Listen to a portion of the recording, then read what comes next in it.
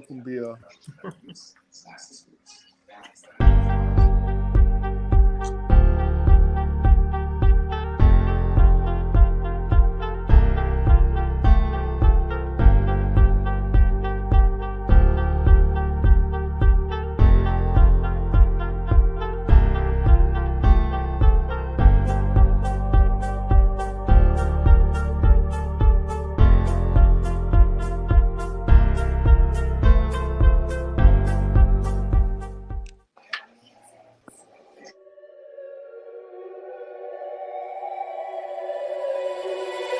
I wake up to the sounds of the silence that allows for my mind to run around with my ear up to the ground. I'm searching to behold the stories that I told when my back is to the world. Was smiling when I turned.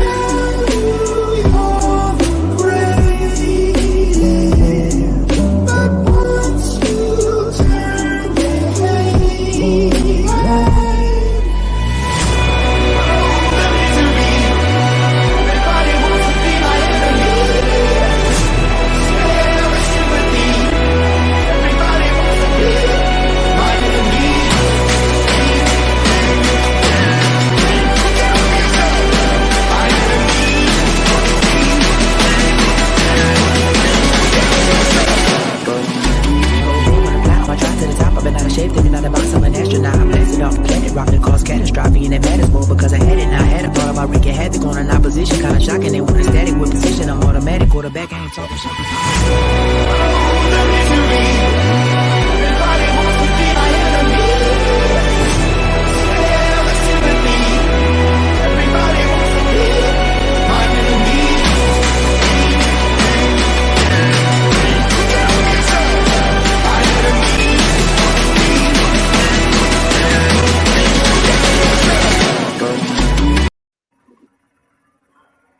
Salute Raider Nation. Welcome back with another episode of DSR and Aftermath with Cortez's channel, Nation Nightmare.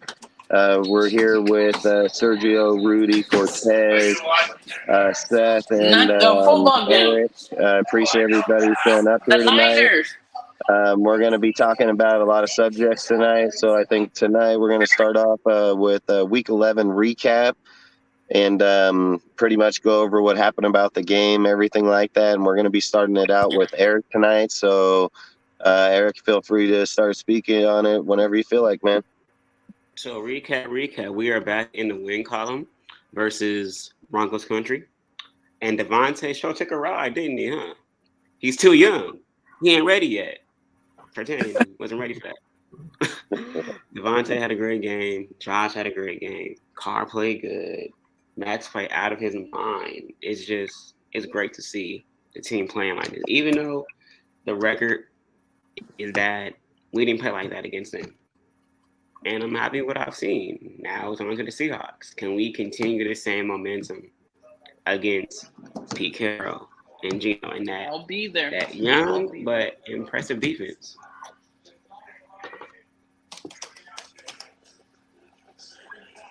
Heck yeah, it is, for dang sure. Yep. All right. Yeah, I ain't going to lie. I mean, I think the team played all right. I mean, we didn't play too well. I mean, second, third quarters, we kind of slouched out a lot. Frickin' fourth quarter, brought it back in. We had some good deal. I mean, Carr was over 300 yards. Frickin' Devontae over 100. Same with Jacobs over, 109 yards. So, you know, the thing I always say is I said this the whole time. We were going to beat them donkeys. I knew for sure, you know, when it comes to Josh, he's not going to let them beat him no matter if we're tanking or not tanking, you know. And I've even said to people, like, the game, you look at the game, you're playing a really good defense and everything, so you expect that it was going to be a pretty tough game, you know. Like, you expect that it was going to be a pretty tough game. I've said the whole entire time, I expected us to win this game. I don't think we're going to go on and, you know, just magically come up and start winning. There's too many good teams out there. And for me, I would probably just like to stay where we're at and see the position we end up, because the season's already over to begin with. So I don't see any reason to just try to come on now and be like, oh, we can go beat these teams. Like, you just hindered the team at that point, draft pick wise. So I'd say, like, yeah, let's get this Denver win, which is a good win. Sweep them like we have the last, fucking 3-4 years. I mean, I wonder if these guys even remember what it was like to win against the Raider in their time span. There's some guys on that team that's never even beat the Raiders, and they're in the same division. That's pretty tough. So just imagine that. You've been there for 4 years, ain't even got a win against us. Pretty sad, but long story short, I mean, I think our team has goods and bads. I mean, frickin', like I say, I think Teamer played pretty good. You had Munford. He had, a lot of bad plays. I mean, this team, like I said, it was all over the place, I believe. So I think Max, he does pretty damn good always. He's always seeking after anybody. I mean, this guy's always on fire. I mean, I think he came up with 2 sacks in that game. He's always doing his part. So, I mean, again, it's Denver, so I don't expect too much out of it. So what do you got? What do you say, Rudy? Yeah, I wasn't able to see the whole game. I saw some of it in the stream. Most of the first half. Second half I didn't, but I saw the highlights. I also saw even on Instagram of all the plays. And then I did watch on Yahoo Sports of a little bit of what was going on. They were we were going a little. Our defense played a little soft, when it came to the secondary. But our Derek Carr, he answered right back, and that's why we didn't lose. We would have lost if it wasn't for Derek Carr. But this is the Broncos, like you said, and the Broncos are not a very good team. We got to improve. I know we're not going to the playoffs or anything, but we got to. In my opinion, I always say this: play your best. I don't care. That's just my saying. I know people want to take it for better draft picks, which logically would sound right, but spiritually, I like everybody to play all out. And I know that that's not what Josh McDaniels wants to do. He wants to tank, maybe not tank on teams in our division, but tank on teams that are not in our division. So, like the Steelers, the Ravens, they're probably teams that we're probably not likely going to win, but we should be able to beat. But we're not going to beat because we're just going to, I wouldn't say rebuild, I'd say restructure, because there's some players that some say maybe the Raiders might trade Darren Waller, maybe to Green Bay, maybe. Or, I don't think you'll get a first-round pick. I think you're maybe itching for maybe a third-round pick because of the fact that he's injury-prone, That's the only problem with Devontae because he's injury-prone to drop this stock. And I hope we can keep Josh Jacobs. I don't want to lose him. He's very valuable. And, but we're going to have to draft. I do agree with you, Dustin, that we'll have to draft on defense in the first round. I think that's much logical. But I was really impressed with Devontae Adams. I was impressed with Foster Moreau. I was impressed with Josh Jacob, not with just his run, but that one ball pass that led the Raiders to go in overtime, even though they kicked the field goal because the time was running out and everything. But the Raiders, if they had a little more time, they would have scored on the Broncos and it would have never went to overtime. But nevertheless, we went to overtime and we won it. Broncos had no answer for Devontae Adams at all. And Donkey fans that say, "Oh yeah, it's PS2, he'll stop him." No, he didn't. And he did a lot of cheap shit that he got away with. Some pass interference calls. They didn't call on that. I mean, I saw it, and Devontae Adams still dogged on him and still got the catches. And I was really impressed with Devontae. He didn't let things get to him, although he did yell and almost got booted out by the refs because he was pissed because the refs weren't doing their jobs. He got pissed and they were gonna. Hey, that dude helmet to him, man. I mean, hey, he wanted him to know, do your damn job. He's tired of it, that it's happened numerous times. Guys don't catch it on them, but they'll catch it on the other guy if you even breathe on him. Yeah, these refs need to do their job better. And it's not just with us. It's everywhere. They do stupid shit. They need to get rid of some of these refs. I mean, we don't have as many stupid refs as we did last year. We got rid of some of them. But I could say there's a few more we need to get rid of, though. But yeah, it's when they're in Denver, I know like my uncle would always say, it's called home cooking. Whenever you're at someone else's home field, they'll always have home cooking, and But we beat Denver. They are a hard team to beat because of the air is very thin. They're above. The Yeah, they altitude's must have really had high. too much oxygen in their brain at the end of that game to leave Yeah, the field we're open used to like it. that for Devontae. I mean, that guy is so damn high. That guy must have been Yeah, so high on helium, man. He sucked in so far. Devontae yeah, just literally ran right on by him. yeah, yeah. I mean, yeah. I've been to Denver before. I've been to uh, the Grand Canyon, which is equivalent to Mile High. The air is very thin there, and I've hiked. And I was young at the time, in my 20s. I hiked that Grand Canyon, and it will take a lot out of you. You do any high cardio, it drains you a lot more than it would normally. When you're not in high altitude, it's tough. But I've heard of even tougher places. Mexico City's worse than Mile High. It's very worse. It's much higher in altitude. But we're used to it. We played the Broncos. We know them. They know us. But we were the superior team that won. It might have been an ugly win, but I'll take that win. And that's what it was. It was an ugly win, but a win's a win, right? So, Definitely. what do you got to say, Sergio? What do you think about it, man? Broncos country. That's right.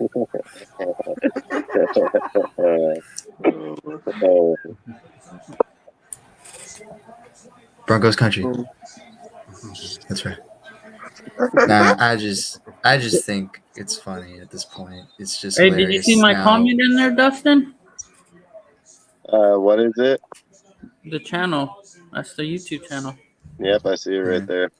What were you saying, Sergio? I just think it's hilarious now whenever this team just faces the Broncos at this point. Because even like how, like even Dustin said, like he knew right away that there's no way that we're just going to let ourselves lose to this team no matter what. And I just think now it's just hilarious how I think like Denver itself has to admit that no matter what, we could only win one game this year, and our second win would just be against them. I'd be fine if we only had 2 wins this year and it was just against Denver. Just sweeping them like we do, every year for the last few years. I mean, Derek Carr owns them. Yeah. The Vegas owns them. What are we 0-6? Or we're 6-0 against them. So that's 3 years in a row. They've been Actually, swept. we're 8-1 or 9. I think we're 9-1 or 8-1 against. So them. I made a post about it. I said since Peyton Manning retired, I think the Raiders are 8-4, 1 or 2, 8-2 against Denver. And Carr, I think he's now 11-6 against Denver in his career. Nice. Yep. He's I just dominating can't wait over till there. this weekend. Can't wait till this game this weekend. It's gonna be fun. It's going to be a good game. Yep. What do you think, Yonder? What's your take on it? Broncos country, just die, man. Just go. Hide. Get the heck out of here, man. You will lose to us. And you had the lead, but you choked, man. You choked. Get the heck out of here. Nobody likes you. Just go. You're just a joke now. I would have said sweep. That's what I would have said. Sweep. I would say just go, man. What was funny is that like after the game, like even Hollins is like a freaking like peaceful guy, and then you're just apparently people heard him just say like, "Bye, bitch," like to all the Broncos fans.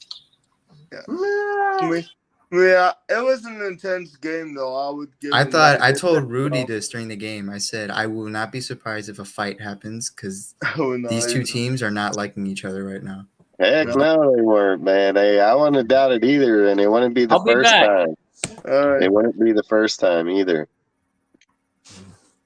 It was an intense game, though. I'll give them that. They played all right. I give them that at least. That's the thing is like That's the thing is, like, do you really believe it's like they were tanking or not? Because like I said, though, I knew we were going to beat the Broncos both times. This guy, I mean, don't get me wrong, his play calling and our team didn't even play that well. I'll just be honest. Like in the first half or the first quarter, we played all right. Second and third quarter, we were kind of all over the place. The fourth quarter, we got a little bit more back in there. Munford, people were saying all year, hey, start Munford, let him play. He was kind of all over the place in that game.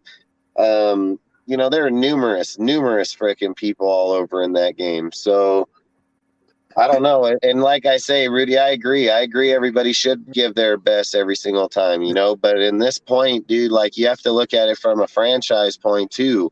It's like, we want to go out there and win every game. Like, don't get that wrong. But at the same time, I think you hinder your franchise if you go out there and try to win out. You have your roster and your cap is already going to be maxed out. How do you make that right? Is if you could get the players in there, on rookie contracts from the draft, dude. Like, I think that's going to be crucial when you're trying to rebuild this team going forward, and especially on the defensive side. You're going to have X amount of money that's left over, so you can plug and play your veteran players in there to kind of balance out offense and defense, but you're not going to be going out and getting no superstar players. So if we go out, like, we have zero to prove if we go out and try to win every single game. So it's like this. We go try to win out every single game all the way to the end. We take a loss right at the end of the season, and now our draft stock's in the 20s. Like that you just depleted your whole entire team right there. And then you're going to do that for the next few years. So to me, like, I think, like, in the beginning of the year, if we were playing good, like, yeah, I agree. Go out there, play out. We got to go to the playoffs. But I think at this point in the year, you just got to take it for what it is. And I would try to rebuild the team if it was me. So I would kind of try not to. I wouldn't try to win every game. There's just no way. I would say, I think you hurt your team at that point, in my opinion. So, but I don't know. What do you guys think? Do you think we should go out and win every single game? Do you guys? What do you feel? That was like one of my topics. Is that one of your topics in here tonight? Okay. Hold on. Let's not. Or do you want to start with your topic? We can go start with your topic. I guess we can transition to it if that's okay. Well, let me get my opinion. What opinion for the week 11? No, week 12. I'm past. Oh, no, we're in week 11. Oh no, week 11. Yeah. We played a horrible, like, the whole team. Like, at least in the second half, the defense showed up. The first half, they were playing like shit. The first drive, they gave up a fucking touchdown. What do you think about Munford? Man, that fucker's a beast. He held it down. You know that's thing you already know. Yeah, but he didn't play like that in this game. Who gave up the sack? Who was the one that? In this game, he was all over the place. In this game, who gave up the sack? Wasn't that on Barnes or Bars? Yeah, I think Barr was Alex Barr was the one that gave up the sack. Yeah. Fuck, man. I told you the night before, Dustin, that Colton wasn't gonna play. I already told you that he wasn't. Yeah, I knew he wasn't playing. Yeah. So he got an injury. Was it from practice? His core. What did you guys think about Illuminor playing left tackle? He's better as a left tackle. Why is he on this roster? Yeah. Oh, that one that looked like an interception going back Eric, to that. What do you think? What do you think about him playing left tackle? I mean, it's like bittersweet. He has good moments. He has moments where he like just shits the bed. He's better as a backup left tackle, though. I would have said that would be Brandon Parker. I mean, no, Parker, don't bring up Parker. To hold it down. To hold it down while Colton's out, I give you respect. I give you all the praise because Colton don't give up sacks. Colton is not gonna allow no one to get to the quarterback. So he gets a pass for that. He gets a pass. But hey, I mean, what can you expect? Like, we had a dude from our practice squad come in and get a sack. Hey, but give that credit to Chandler Jones though too. If it wasn't for Chandler on that And that play, pressure. it would have never happened. Right. Chandler does stuff. It doesn't matter if he gets sacks or not. At least he still tries to make other players help too, not just all on his own. I'll give him that, but where was Kuntz at? Did he get any snaps that game, Hey. y'all? Did y'all see him? Oh yeah, I seen him play some snaps. What about They give him like 4 or 5 a game, dude. They give him like 4 or 5 a game. Yeah. Hey, Clee's been playing good too. Last game he played all right. Yeah. Hey, Denzel got to a cannon going after them backs. Yeah. And now Melvin Gordon's unemployed. We got him fired. For the second time? For the Ladies and second time? gentlemen, Hey, we got him fired twice in 1 year, bro. We got that fool fired twice in 1 year. Yo, Crosby making people lose their jobs. ladies and gentlemen, we Yeah. Hey, we need to make a meme that says Crosby job killer. Oh my goodness. Hey, going to Tyreek Woolen's gonna get the same treatment that Patrick Surtain got at the end of the game when Devontae Mosses him. Well, Tariq Woolen, it wasn't even a first-round pick, but I He's liked killing him. it over there. My cousin talks always because they're Seahawks fans. They talk Yeah, highly he's not about a bad him. player, but he's not a first-round pick. And It's It that doesn't he's matter. not like a shutdown corner. He's No, just a he's guy got that potential. he knows how to get like a turnover to happen. yeah, He's like I think he's potentially has potential. Diggs' He's a little good brother. scorer. With Well, the yeah, pick. Trevon Diggs. Yeah, he's like He's exactly like Tremont Diggs. Like he gets picks. Yeah, but you know. All right, so let's built get in. back on here real quick. We're going to go with Eric's topic since it's actually still with the Denver game. So let's go back with Eric here. It's going to be MVPs of the Denver game. So let's hear what Eric's got to say about this topic here. So many MVP first up. Mad Max, the Condor, Crosby. 2 sacks. You over here blocking field goals. Check you out, bro. He was on a tear. MVP of the defense for sure. On the offense, Mr. DC and that bad man number 17. And not forget B Great 28. MVPs of the game. Even though Josh didn't get his usual tubs, he still ran a check straight through the D9. Devontae gave Sartan a lesson. I'm like, you nice, but I'm him. I'm him. Like, he did his thing, bro. Carr, despite all the chatter, we're gonna tank for CJ. We're gonna tank for Will Levis, which they better not. He's trash. He showed out.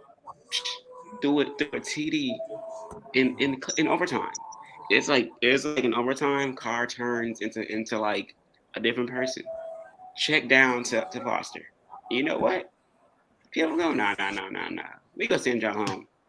Check down to Tay. Bye-bye. Like, long as those are the 4 MVPs of that game. Also, not to mention AJ Cole and Mr. Carlson. Even though you missed the field goal, which he never misses, which I was shocked because he don't miss. Now in Minnesota, he was missing because Kirk Cousins was cursing you. You know, but he did his thing. Those were MVPs of the game. And as far as next week goes, we'll address that when it happens. Heck yeah, man. I ain't going to lie, man. They had a lot of good players in that game, man. So what do you think, Rudy? To me, it's really hard. It is true that Mad Max, he blocked the field goal, got 2 sacks and everything. Yes, he would be the defensive MVP, but the offensive MVP, I have to agree, it's got to be a 3-way between Carr, Devontae, and Josh Jacobs. Although Foster, he did set up for that. He did set up during overtime for the Devontae Adams pass for a touchdown. I mean, he got them. They were already in field goal range, but then they said, "Fuck it, we're going to go for the touchdown now." And Derek Carr throws the ball to Devontae Adams because Devontae acts like he's going on a route, same route as Mac Hollins, and he cuts and turns the other way, and then the safety finally says, "Oh shit!" and he's burnt the corner and everything, and it PS2 or whatever he wants to call himself gets burnt, and then Derek Carr throws the ball and it's right there. They come too late, and that ball's in his hands, and it's over, 22-16, game over, just like that. So yeah, it's a three-way for the MVP. It's hard to say who it is, but if you say statistically, it would go to Devontae Adams statistically, but I would say Derek Carr, Devontae Adams, and Josh Jacobs right there. I do agree with that. What do you think, Sergio?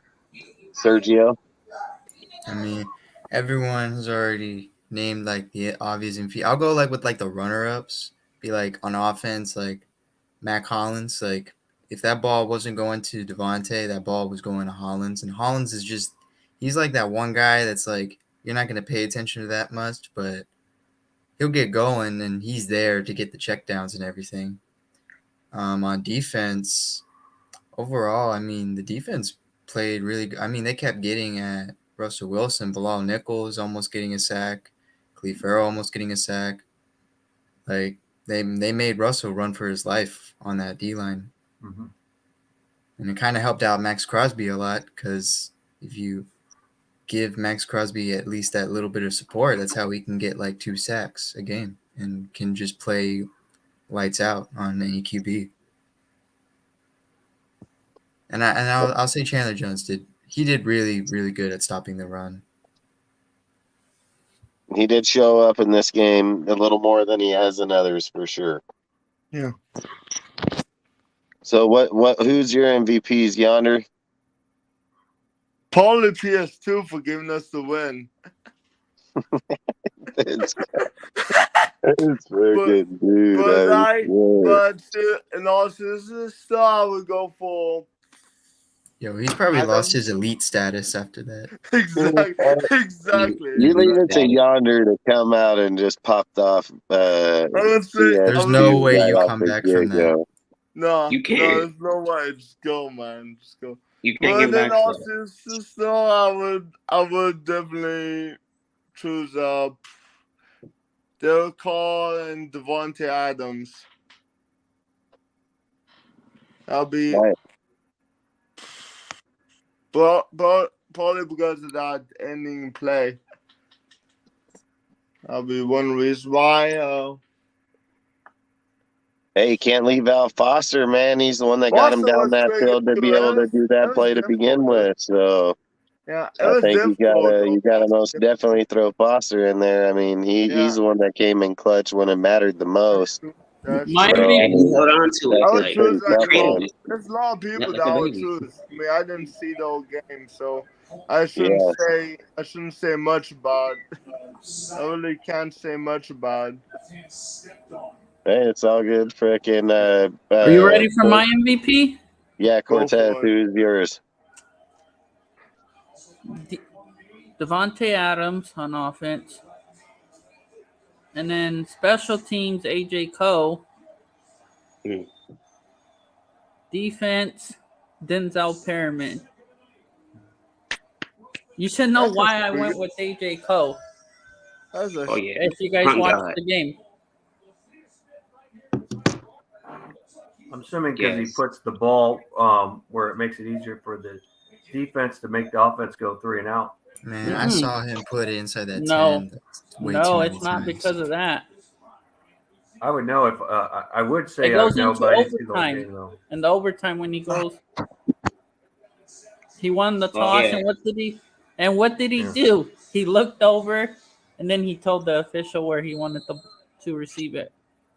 Yeah. Yep. Oh no, I was begging him to just say heads, never call tails in overtime. It fails. I mean, if I'm just gonna say like the MVPs with an S, I mean, there's a lot of them in this one. You know, you think about it. Derek Carr's been showing up week in and week out, man. 300+ yards. I mean, Dustin. People talk on him that Carr's the problem. You know, this, that, the other. It is. You don't get yards like that, touchdowns being a problem. I mean, you're putting up more than most of these guys in the league at the I gotta moment. go. All right, I'll be back in like 20 minutes. All right, no problem. You go with Devontae Adams. You know, he's out there tearing it up. Devontae in 1 year with Derek Carr. 1 year with Derek Carr, Devontae Adams is about to be Tim Brown's all-time record as a Raider, period. So the whole time he was here with He's about Gannon to and be so in on. every record. The Yeah, target, receiving that's yards, what I'm and saying. touchdowns. In 1 year with the depleted offense and a shit coach, apparently. You know, like that's the thing people aren't paying attention to. They're paying attention to the individual game each game. They're not paying attention to the overall fucking stats. I've been saying the whole entire time. I'm like, the math doesn't lie. The math don't lie about the average, the points, the consecutiveness. Like that shit doesn't lie. You know, Devontae don't go break those type of records if the offense is depleted as much as people say. Like the way the games are being lost, that's what people pay attention to more these days is how we lost at the end. They're not paying attention to how the whole team is operating on all cylinders. But long story short, let's just get back to the fact that you got Jacobs that's showing up week in and week out, man. He's playing at a pretty high level, doing a really good job. So I'm gonna go with, you got Derek, you got Jacobs, you got Devontae Adams, and Foster. I mean, Foster, dude, ever since Waller's been out, dude, Foster's been popping up left and right, playing great football, doing a good job when it matters. Again, I've said, dude, if you get rid of Waller, I don't think you really take that big of a hit because of Foster. So to me, I think Waller could be expendable and you can pick back up draft picks, things of those factors. So if you're going to go to the defense side, like, yeah, Perryman showed up, dude. I mean, he showed out. He was the highest graded Raider this week, period. So, I mean, that's the thing that's crazy about Perryman is when he's in there, regardless of what's going on or not, he always plays at a very high level. So, like, I would kind of love to see a way to figure out how to keep him, here going forward, just because when he is healthy, he plays at a really great level, Max Crosby, I mean, come on, dude. Let's just be real. Max is always killing it week in, week out. I don't even think anybody compares to this guy out there on the field at his level. I've always said a broken watch is right 2 times a day, so I'm not over here trying to jock up Chandler. Like Chandler, you can get lucky here and there, bro, but we're in week 11, 12. You should have been here a long time ago. So your little bit of games here and there, I'm not going to include you in this deal, period, because I don't believe you should even be on this. I've said it 100 times. We need to move on from that fool as a backup at least. Just give somebody else some chance. And outside of that, I mean, that's where I would kind of put our team. I mean, Rocky has been playing good ball the whole time, so we got a good bunch of group of players on both sides, in my opinion. So I think MVPs, dude, we can name a few, I think, that deserve it too, going down the board. So outside of that, I mean, we're getting towards the end of the year. We got to start finding these guys so that way when we move into the off season, we know who we're going to build on, move forward, things of that going into the draft. Draft and so on. I think we have one more subject here on the Broncos. It's going to be I think this is Sergio's subject. It's going to be a grudge against the Broncos. Oh, McDaniel's grudge against the Broncos. So if you want to start out on that, Sergio, feel free. This one is where I was thinking, like, because the entire time, like, I'm getting a little convinced, like, are we tanking? Do we just suck? Like, what's going on? And then I kept thinking to myself, if we are tanking or not, I know for a fact that McDaniels is not going to want to lose against this team because this is the one team that, and it's probably why he went back to the AFC West, is like he wants to remind the Broncos every year, I'm going to beat you twice a year. And I'm going to remind you that you guys made a mistake on getting rid of me. And this year, he did it again. The Raiders are the only team that the Broncos have faced where they gave up more than 20 points. and more than 30 points. So that says a lot on how McDaniels likes to play against the Broncos, considering that every other team that the Broncos have faced, I mean, it's like everyone keeps saying, if the Broncos just scored 18 points in every game, they would only lose like what, 1 or 2 games. So it makes me think like, if we are tanking, I'm not surprised that McDaniels would let one of his 2 only wins be against Broncos. And if we aren't tanking, then geez, Broncos, why do you suck that much? That is facts. I mean, that is facts. I mean, like you said, I think we brought this up earlier in the live, in the earlier part of the season, where the Broncos actually had pretty dang good defense and was stopping against pretty good teams. We just go in against them and play, and we're putting up 30 plus on these guys. So I think, like, in that point, I think a lot of people are at the point where, and I don't think for the Broncos it'd be smart for them to tank anyways, because their pick's only going to Seattle. And maybe if they want to just be, dick about it because of the fact Seattle and the Raiders will probably be looking at defense at that. Maybe it's like an FU type move for them if they were to do it, because they would let them pick in front of us. So that'd be the only reason I can see them wanting to, but, tank outside of us. But outside of that, that's what I would think.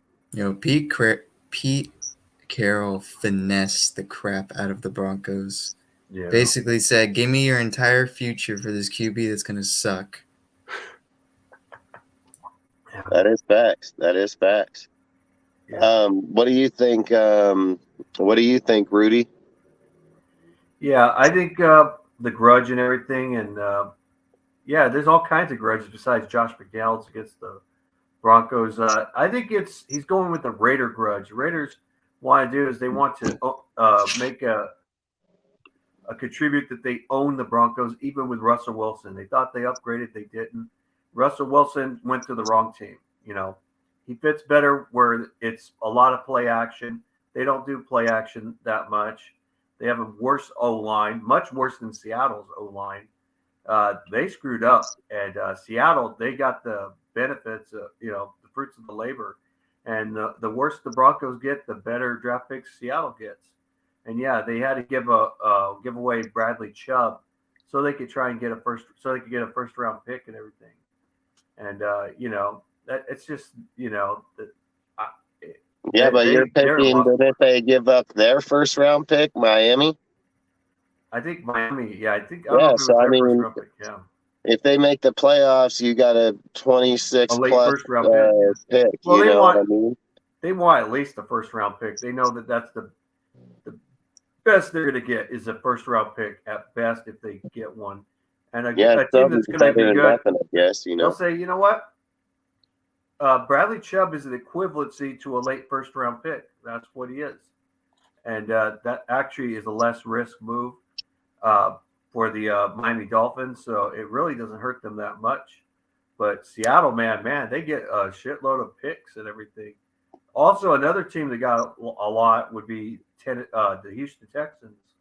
But I think that Seattle's got the biggest because they look like they could rebuild and become a more playoff contender team a lot sooner because they got Denver's best tight end already. Drew Lock is just irrelevant. He's just a backup. But, getting him and then getting Shelby, the defensive end, I mean, really, it messed They got Noah Fant. They got Noah Fant. They got Shelby. Yeah. What was it? 2 firsts, the 3rd, a 5th. I mean, shit. They milked the shit out of them. Oh yeah. The Donkeys, they screwed up. No quarterback is ever worth that much. I don't care how much ability he has. His ability doesn't mean nothing to a team. They think they were just a quarterback away from going to the Super Bowl. They were not. They lost their head coach. That when you lose a head coach, you're not a team from going to the Super Bowl. You're only a team of going to the Super Bowl is by what you're doing and everything. If they were, they would have never gotten rid of Vic Fangio. So they were never a quarterback away from going to the Super Bowl. They just Nah. thought, oh, we got our best wide receivers and all that. With a better quarterback, we're going to go to the Super Bowl, or we're going to beat out the Chiefs. We're going to beat the Raiders. We're going to beat the Chargers. They were wrong. Russell Wilson is not a pocket quarterback. He's not precise. He's never been a precision quarterback. He's been more of a West Coast play action quarterback. When he moves with his feet, he throws a lot more accurate. When he's not moving, he's not very accurate at all. I mean, he's the opposite of Tom Brady. Tom Brady is accurate when his feet aren't moving at all because he's a pocket quarterback. But if he gets his feet moving, he's not very accurate. But Russell Wilson, man, he showed some wear and tear. He's still got a slightly strong arm, but it's not as good as it used to be. And he's not as accurate as he used to be, they screwed up. They went for a damaged goods quarterback, in my opinion. I think he would have fit better if he was with Indianapolis Colts because they were a better run. Pete Carroll seen that coming a mile away because Pete Carroll seen the decline in him, traded him off for multiple draft picks, good players, and to add back to his team. And look what he's doing with Geno Smith. Yeah. So I mean, And I said sometimes being a good coach is being able to evaluate talent too. Yeah, I said that like he did what Bill Walsh would do, believe it or not. What Bill Walsh would have done. Yeah, I said that like everyone like is obviously relatively not gonna like Brady. Russell Wilson was that one QB I could not stand, especially with his personality. And when he left Seattle, he said, "Good, because I'm done carrying." Like you didn't carry anything, especially with your 2 Super Bowl appearances. That was all Pete Carroll's system because Pete Carroll knows what the heck he's doing.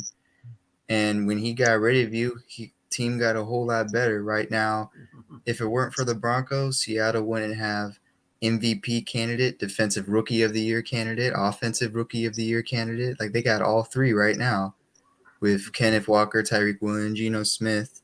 And you look at how now the Broncos head coach is no longer calling the plays, and now they forced Russell Wilson to wear those like wrist straps to know what the plays are. Yep. So like now they're forcing Wilson like, hey, know the plays that we're calling because like now you're just letting your ego just make you look like a fool right now. Because now even players like the league are making fun of him at this point. Like he's just a clown at this point. Yeah. YouTube's making fun of him on the sub if that's what you got to do, if that's what you got to do to win, that's what you got to do to win. I mean, when you're with Seattle and that's where you were drafted and that's the system and everything that's one thing. You're coming into a whole new ball game, like, do you think Nathaniel Hackett's going to be there much longer? Fuck no. He just gave up play calling duties. Dude, I thought that was his number one trait was his offensive play calling. So if he has to give up the play calling duties and give them to somebody else, you know what duties he's going to be giving up next? Like they didn't bring him in there because of his excellent head coaching skills, as a head coach. So I mean, this guy, he's probably right out the window here shortly. I could just see it easily. So I think he's gone, man. That's I think what Raiders are good at. Raiders are good at costing Broncos coaches their jobs. Yeah, that's right. Yeah. What do you think, Eric? What's your take on this? Eric, I think your you're mic, muted. bro. Your mic, man. Oh, okay. There we go. There we go. McDonald's does have a grudge against him because you're like, you fired me. You fired me. So he's like, look, I'm going to take it out on you guys. I don't care if we're 2-10. We play against y'all. I'm about to win. I'm about to dominate. And like I said, Pete Carroll should get GM of the year. The way you finessed Denver. It was an easy finesse. Not just that, they got finessed by Walmart. So they got finessed 2 times within a matter of months. Like, now you got Geno Smith looking like he was back in West Virginia. I'm like, it's the same dude that had Tavon Austin? I was in amazement. And I look at Russ. He's suffering in Denver. Suffering. You're going to pay $240 million to lose. overpaid him fully because Yeah. could he at least finish the season before you hand him that contract? But hey, it's funny because years ago it was rumored that the Raiders wanted him. I'm glad they did not get him because seeing how the Denver people cannot stand him, it be the same way in Vegas, but the same way. So guess what, Mr. Russ? Stay over there. Keep on sending the logos, doing this, doing your Subway commercials, because you're taking L's, numerous L's. And I you can't tell me remember. not asking. You're supposed to be Mr. Limitless. You're supposed to be cooking. Instead, you're just simmering. You're just. I find it funny that like when Vic Fangio got fired, it wasn't because of like the records or anything, or like because of how poor the production was. I remember he said he's tired of this team losing to Vegas and how this team just can't beat the Raiders for some reason. Yeah. And he gets a new whole head coach and QB, Hall of Fame QB, still can't beat them. Hall of Fame QB that was carried by Richard Sherman, Earl Thomas. By the Legion of Boom. Legit. And they just recreated it. Beast Bow too. Right. Broncos accidentally recreated Legion of Boom. You got some heat. So it wasn't like he was throwing for 350 a game. No. He was a game manager, let's be honest. The game manager. Matter of fact, he was in the same shoes as Jimmy G. Jimmy G ain't got to throw for 100 yards because the defense is going to shut you down. Yeah, right, because they were stacked all the way across that whole entire platform there. Exactly. Not only that, he's got like Deebo Samuel, Christian McCaffrey. He's got wide receivers that can play like running backs that can play like wide receivers. Yeah. Exactly. So he ain't got to do nothing. He got to do nothing. And guess what? Denver is stuck with him for the next 6+ years. They have no draft haul. They have no future. The best part. So if Russ was to get hurt again, Russ gonna be 37. Exactly. Dude, I mean, you locked into him for a lot of money, man, not knowing how he's going to play in your system. Exactly. You look at Devontae, he showed up here and he's showing out. He's about to break every single Raider record in history in 1 year, where Russ shows up and he's about to break every record you don't want to break in Denver history, like probably in NFL history. I've never seen an offense this bad. Exactly, and that just shows that Denver wasn't ready to develop a quarterback. Because Drew Luck, he may have been horrible, but at least he was serviceable. He was serviceable. I mean, if that's the case, y'all could have drafted a quarterback last year when y'all passed on Fields. Y'all passed on all these quarterbacks because you thought you were getting Aaron Rodgers. Then nope, you got Russ as a consolation prize. If I'm them, I would have took Fields instead of Surtain, or I would have took Davis Mills because that long neck boy is doing his thing down in Houston. I would have took that instead of killing my future in hopes of a playoff run or a Super Bowl run that never happened. Exactly. At least when we did it, we didn't mortgage our future for Devontae. A first and a second, and still kept our core. And we're doing our thing. Can't say the same about over there.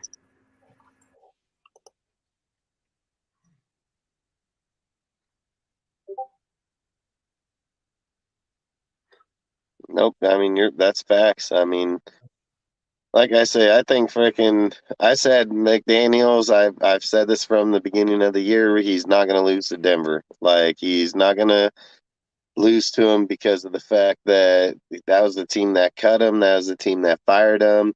I've said that this guy's there. He just ain't going to lose to him, period.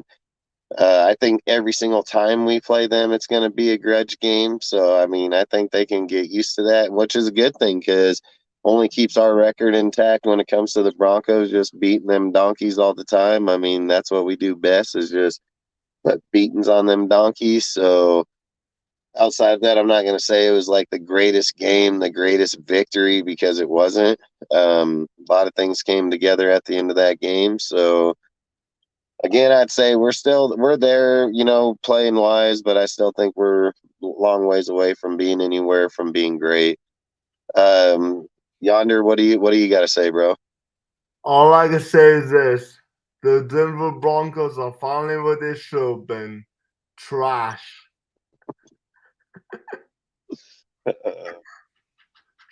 Trash.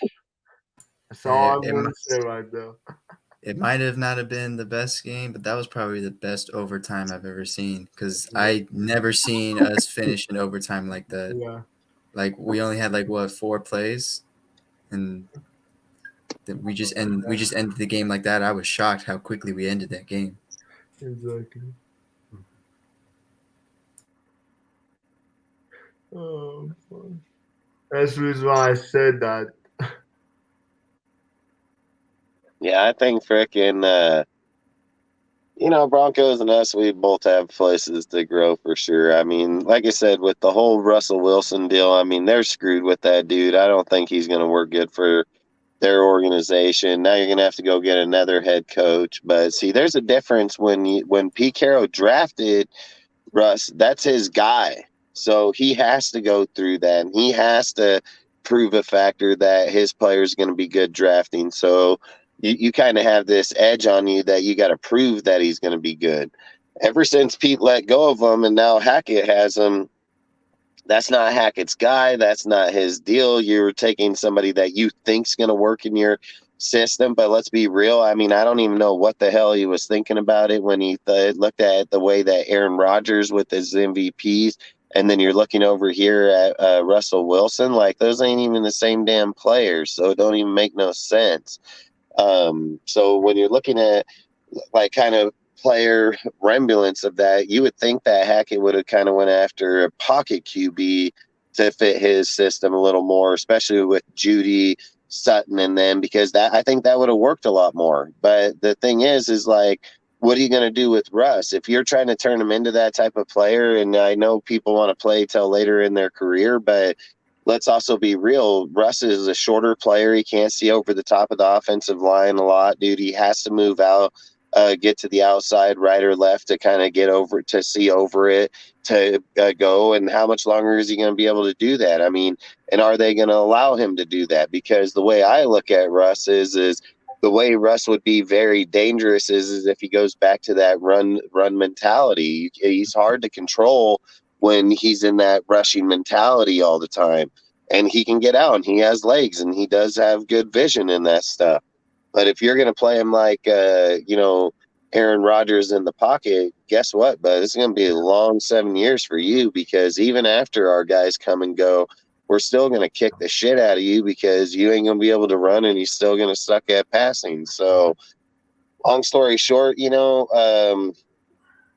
I said I don't want to bag on Josh too much, because I believe until next year that they do get to break down the team, be able to put in their players, be able to start installing their type of system, their culture, their franchise, like that's when I'll kind of give them more of the judge part.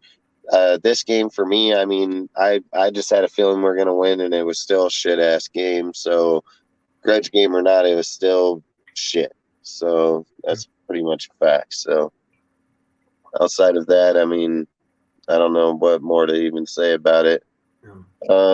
Anybody else have anything else to say on this subject? Or all right, so what do you guys want to get into? Week 12 matchups versus the Seahawks. Let's go that route.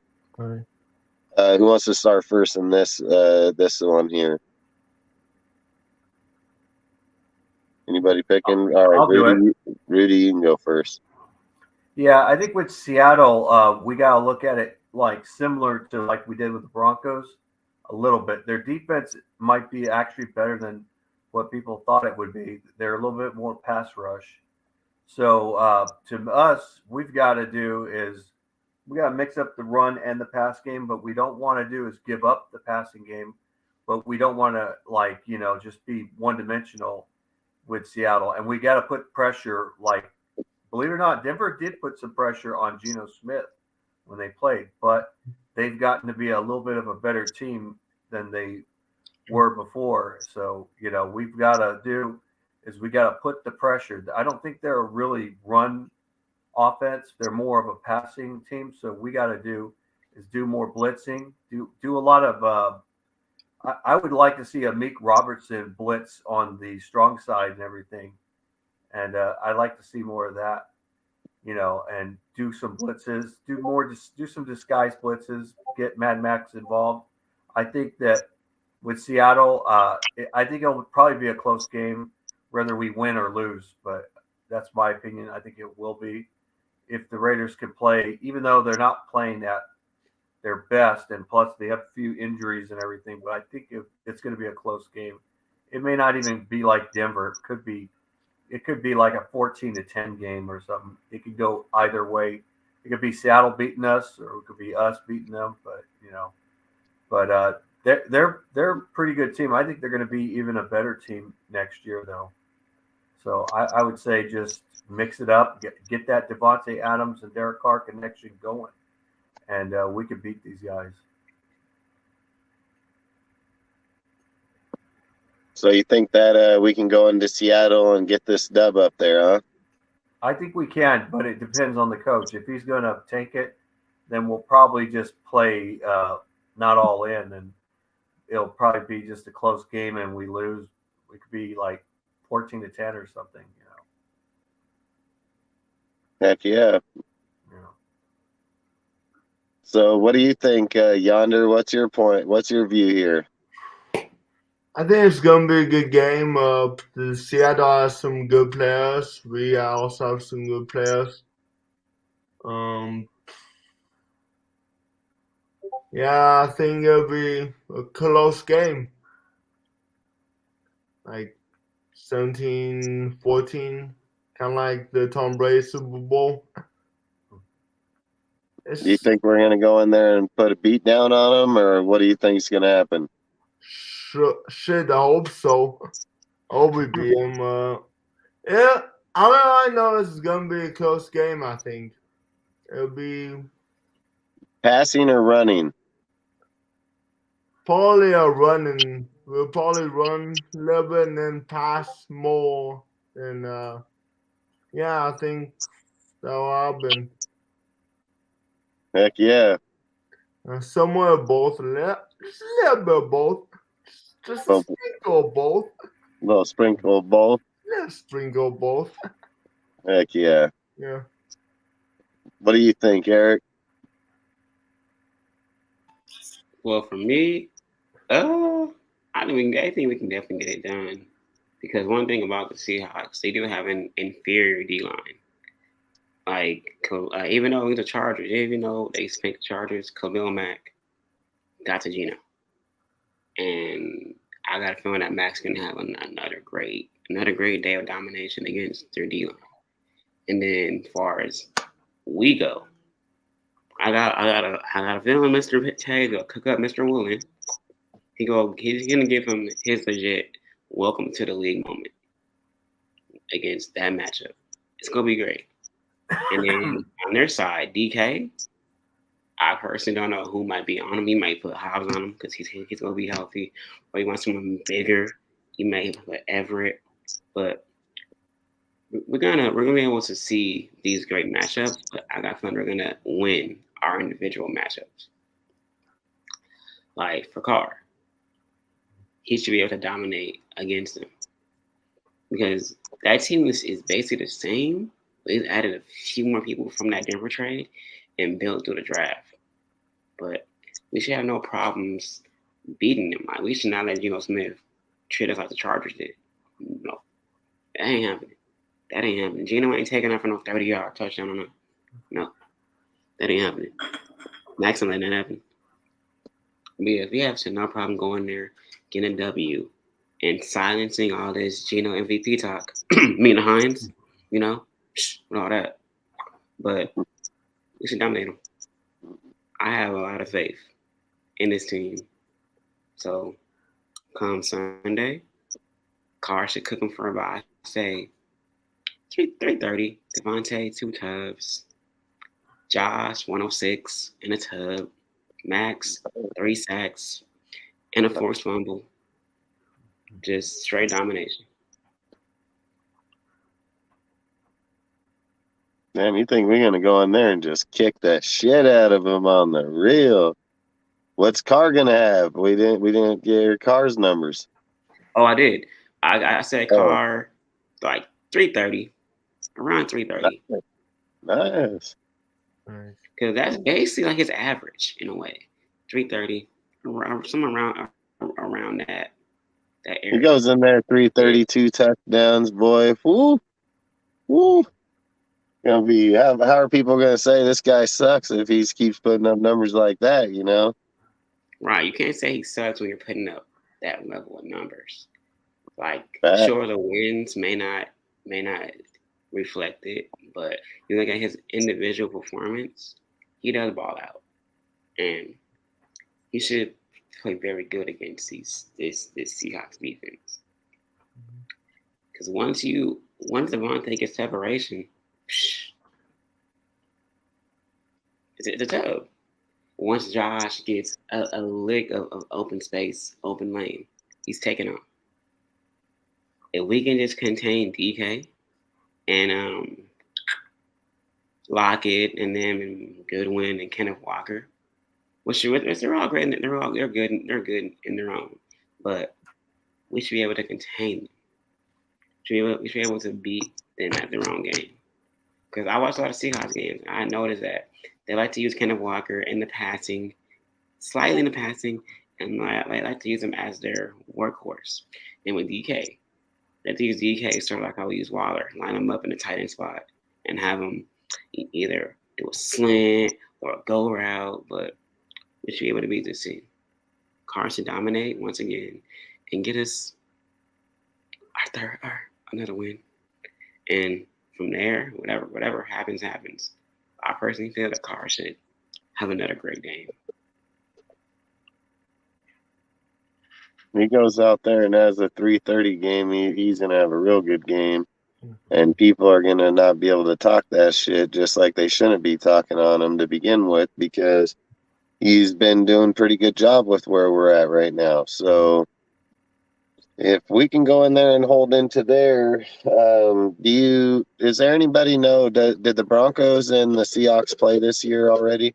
They were they played the first week. I think they were the first Monday Night Football game. Yeah. So Broncos, Seahawks, what was the score in that game? Anybody I think remember? it was like 19-17, 19-16.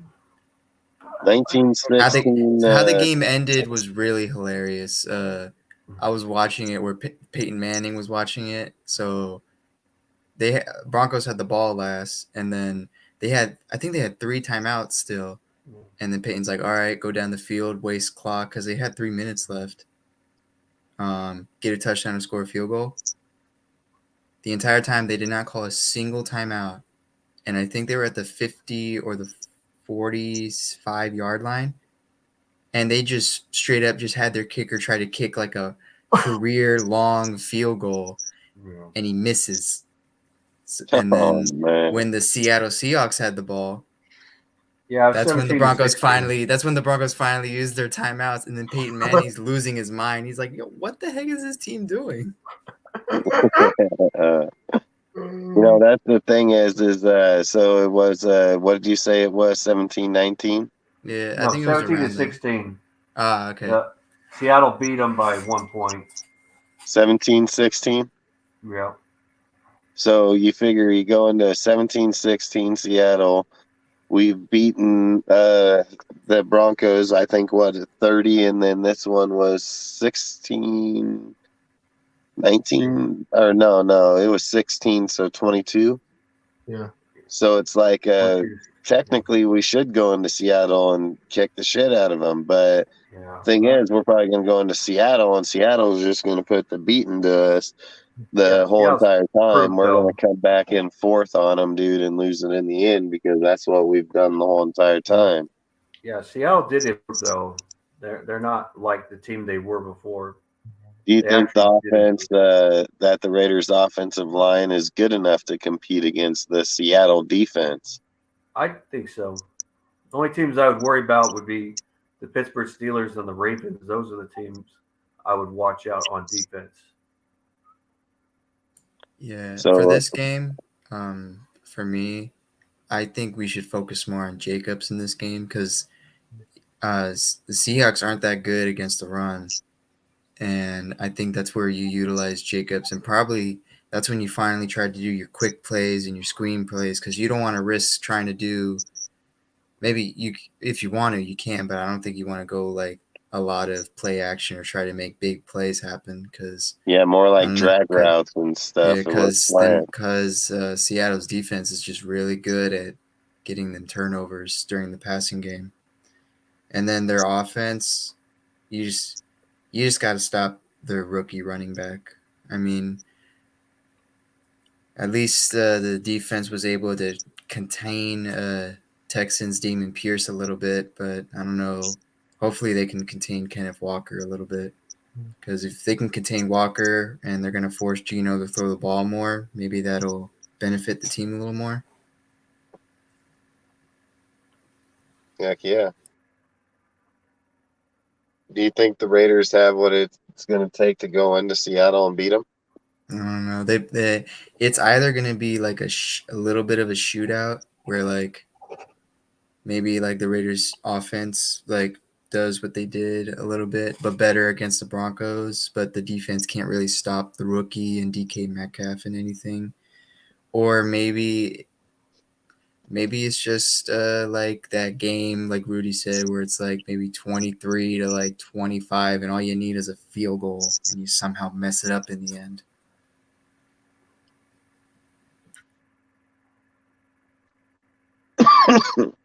That is very true. Very true. So I guess we can move on to the next one. I think this was Eric's matchups to watch for. Is that on the Seahawks? Yeah. So I Okay. think we already Yeah. talked about that in the least, but matchups to watch, it will be, of course, Devontae against Tariq Woolen and Max against the Seahawks left and right tackles. Those are going to be like the key matchups to watch. And that's what we've seen from Max. It don't matter whether you have a right tackle, a tight end. It don't matter who's in front of him. Like he's going to get to the quarterback. Like this man was doubled and put in pancake both these guys and still got to rest. Like he's becoming unguardable no matter who you have on him. Like no matter if you're holding him, he's still gonna get to him. Like that's how special of a talent he is. And he hasn't even reached his peak yet. We're just seeing this now. It's gonna get so much better. But matchups, Tay against Woolen, Max against the Seahawks right tackle or tackle and left tackles. Those are the two that we're gonna mainly highlight. And based on what we already said, they should be able to dominate. Salute, Tuck your soul. I hope you have a good night, bro. Salute. So what do you think, Rudy? What's your take on this one? Yeah. To us, with I think we said it before. I think with like Seattle and everything, we got to do is it depends on how we're going to play. If we play at our best, we can beat these guys, even though we have injuries and everything. Especially, I don't know if we're going to have Colt Miller back. Probably not. It's going to be a little rough, so the running game will actually be more effective to set up the passing game. So the Raiders should do is utilize the running game a lot more. And on defense, we've got to do is blitz more. I don't see Seattle as a running team. They're more pass than run. So we got to neutralize that passing game. You got to put Rockison on what's his name, Metcalf. Got to have him on them, and it's not easy. I mean, we're pretty thinned out on DBs. I know Anthony Averett isn't on a par with this defense. Only Rockison is most and having Nate Hobbs would be a great help. But that's what we got to do. They're going to figure out just passing the ball on us. That's what they want to do. Is they want to pass the ball, and they want to do is hope that we don't run the ball too much and put more pressure on Derek Carr. So the Raiders, if they're going to win the game, they're going to have to run the ball effectively to set up the pass. But they got to do it in synchronized. They don't want to go all run because Seattle will say, well, if you're going to run the ball, we'll pass the ball. So, we got to be in synchronized, got to run the ball effectively, but we also got to pass the ball too. We don't want to give up the passing game. And we also want to do is we got to put pressure on Geno Smith. We got to blitz. Because we don't have good secondaries, that's a better opportunity is to blitz. Set up those blitzes, blitz on the strong side, do it on the right side, the left side to, their right side, but, our right side, and blitz, but disguise the blitzes and get him and keep him from going in outside because he is a scrambler. He can scramble just like Russell Wilson. In fact, he looks like he's better at scrambling than Russell Wilson, but it's because he has a better offensive line than Russell Wilson. But if we're going to beat these guys, we got to play it all out like we did against Denver. I don't think we played all out, but we played pretty good. But I think I think it's going to be a close game, like I said before, and I believe that it could be 14-10. I don't think it's going to be a high score. I think probably the most it could get to maybe 17 points, but I'm thinking most likely 14 points. It could be us or it could be Seattle. It could be 14-3 for all we know, But I know people want us to take so that we can get better draft picks because there's some good players in the draft and everything. We can go like you said, defense, corner, defensive tackle, edge rusher, or safety. I wouldn't go safety in the first round. I'd go safety in the second round. But but we want to get the best player of the best position. But with Seattle, they're not the real tough teams, like I said. But we could lose this game, and like I said, the Raiders are not at 100%. And even if we were to win every single game, that doesn't guarantee us a spot at the playoffs. We'd be 10-7, and we'd be a possible wild card, depending on other teams to lose. But I don't think we're going to get to there. We'll probably might get 2 wins, maybe at the most, probably. Maybe 2 wins, but, maybe Seattle's one of the wins, and maybe we get a win from San Diego. But, then after that, we don't win the games. It could be something like that, But I think it's going to be a close game, and it's 50-50 is how I call it. But I'm going to go with my team all the way and hope it's us getting that 14-13 win against the Seattle Seahawks. Nice. What do you think, Yonder? I think our defense should do better than the offense of Seattle. But we need to step up here. That's all I'm going to say. We need to step up our defense more and more. We need to get our defense higher than what the offense is. We need to stop Seattle every gosh dang time. I'm tired of losing. That's that. I just want us At least one 2 games in a row here. Come on, guys. What do you think, Sergio? What's your take? I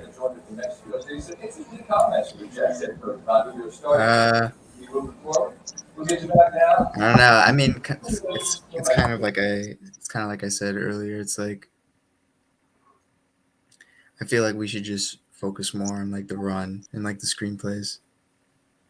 Or, I mean, if you can stop DK Metcalf, that'd be really good because then you could force them to run the ball, and we've been really good to like stop the run all year. I'm gonna look at the matchup as then like DJ Metcalf, Tyler Lockett. They're gonna be pretty tough deal. They got 2 pretty good receivers there, so it's one thing that we've kind of lacked at is being able to confine 2 of them at one time. So I would most definitely be paying attention to there. The way Walker's been playing, he's been playing pretty good over there. So, we're going to have our hands full because when it comes to a team like that where you got kind of the dual side on both sides of the ball, we kind of struggle a little bit more with it, confining it. The way that we play it obviously is we'll close it down for 2 quarters, not let them even score a point, even move the ball, and then the other 2 quarters we're going to let them score like 40 points. So that's how that game is probably going to go with that. But the matchups, like I say, we got to stop DJ Metcalf. He's a big beast, man, big boy, big-bodied person. So 100% somebody we're going to have to watch out for sure. So I want to bring up something real quick is this deal here is this AB trying to tweet his way to Vegas. Have you guys seen this? Any of you guys read this? You guys seen Dame Lillard and that deal with this? So what do you guys think about this take here? Like, what's your guys' thought on this take here? I don't know. No. Even when the text message from Tom Brady got leaked, how like Tom Brady did a huge paragraph and how disappointed he was in AB. Yeah. And then AB responded by leaking nudes of Tom Brady's ex-wife. Yeah. Right, on Snap. AB's got an idiot. Me, I would tell him, just get out. You're not coming back. Get the heck out of here. Why are you here? Just go. Just go. Go. Antonio Brown's going broke. Antonio Brown in Vegas, that's like the worst mix that you could ever have. It is. Do you guys think he still has what it takes to even compete at a high level? Oh, he does. He does. No. We just don't want if he has his mind on right, but that's if he's respectable. But with him going and doing his rapping and all this bullshit that he's doing, do you think did he fix his foot? No. So then I don't think it was even injured. He's really out of control at this point. Yeah. He has a torn Achilles, torn Achilles, and he on a ligament supposedly, and he ain't fix it. And then he's talking about wanting to come back to the NFL, regardless if it's us or anybody else. So what do? You come back and then you get your surgery, like you said. So what? You're not going to play till 2024, like 2024, and then sitting there saying like, oh, he would come to the Raiders. Like, don't get me wrong. I mean, if he's still playing at a high level, he's way better than he's way better than Mac Hollins. I mean, there's not a fucking doubt about that. But the question is because of what he did last time. Well, that's what I'm saying is like, what if Tom Brady kind of keep him in check the way you did? Yeah. How does anybody here think they're going to keep him in check? So only Mike Tomlin can keep him in check. Yeah, I don't think he can check him. He only did was he kept the garbage from showing up. Yeah. But I don't know how Mike Tomlin does it. Yeah. Oh, he covered it. That's all he did, Yeah, I just think it's crazy. Like you in the NFL and stuff, like you're never going to hear something too shocking. You know what I mean? Like you sit there and hear like everything that goes by. Who would even thought that AB and talking about the Raiders was even going to be a subject at a point right now?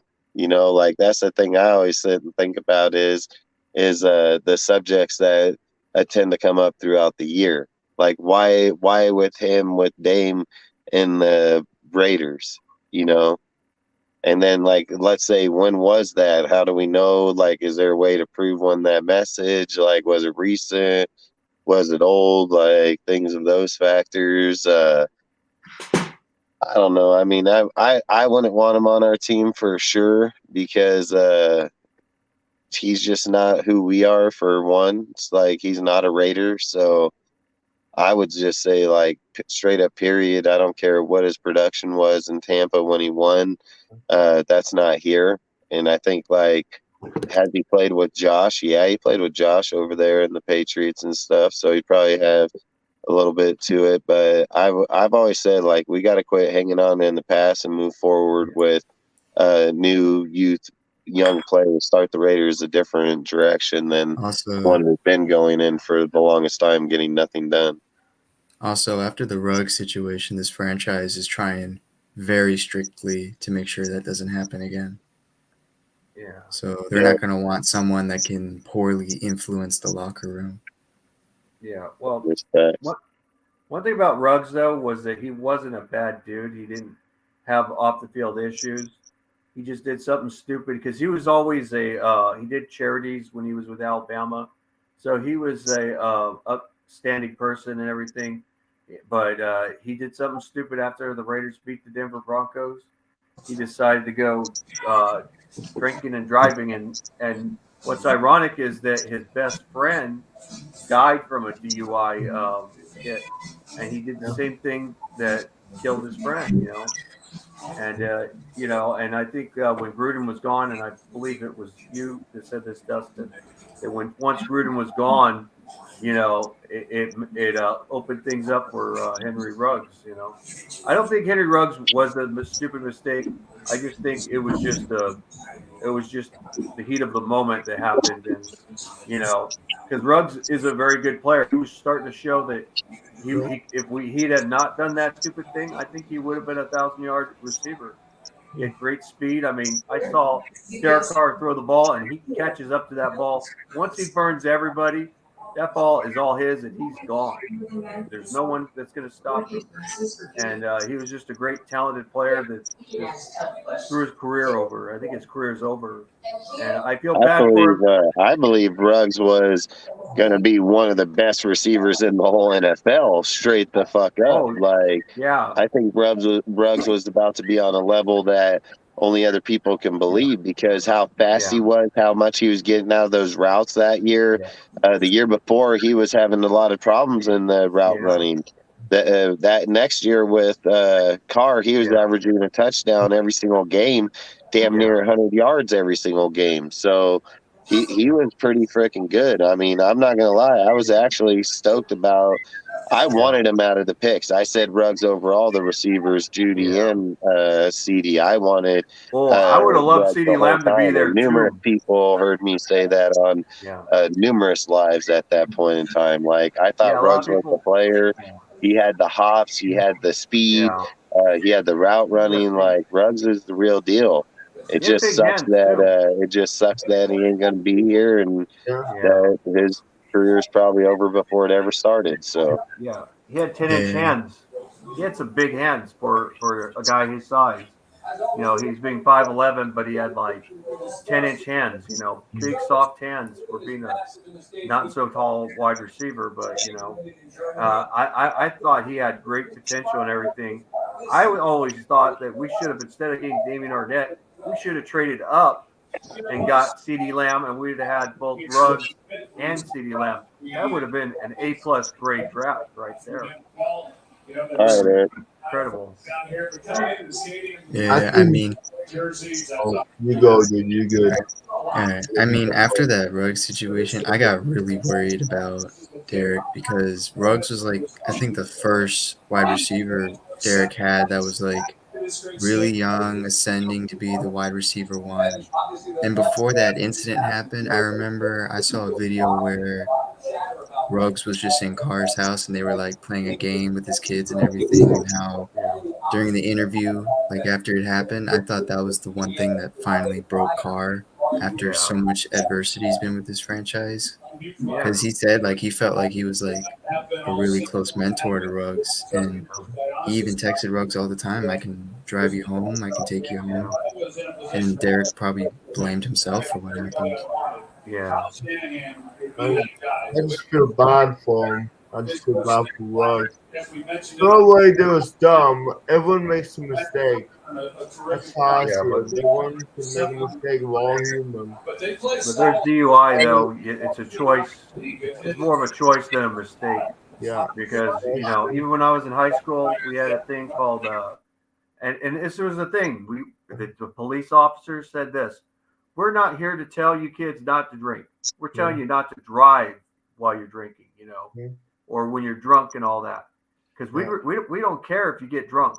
We care if you get drunk and then dry. Dry. You know, we'd had sober grad during our senior year, and we were hoping. It looked like we were going to get some people that were going to follow it, and no, there was two guys went over there, and they just drove drunk, and then one became a quadriplegic, the other one not quadriplegic, he was wheelchair bound, and the other one died. I'm not going to say this person's name, but I've seen this guy. He used to be a skinny guy with a baby face and everything. I look at him now. He's in a wheelchair. He has big arms, skinny legs, but real big arms. Yeah. But it's because of the, when you're using your arms a lot more than your legs. Yeah. But the sad thing is he'll never walk again. He'll never have children with any woman at all. Because when you don't have your legs or anything, your equipment's not working very good either. It's true. bad.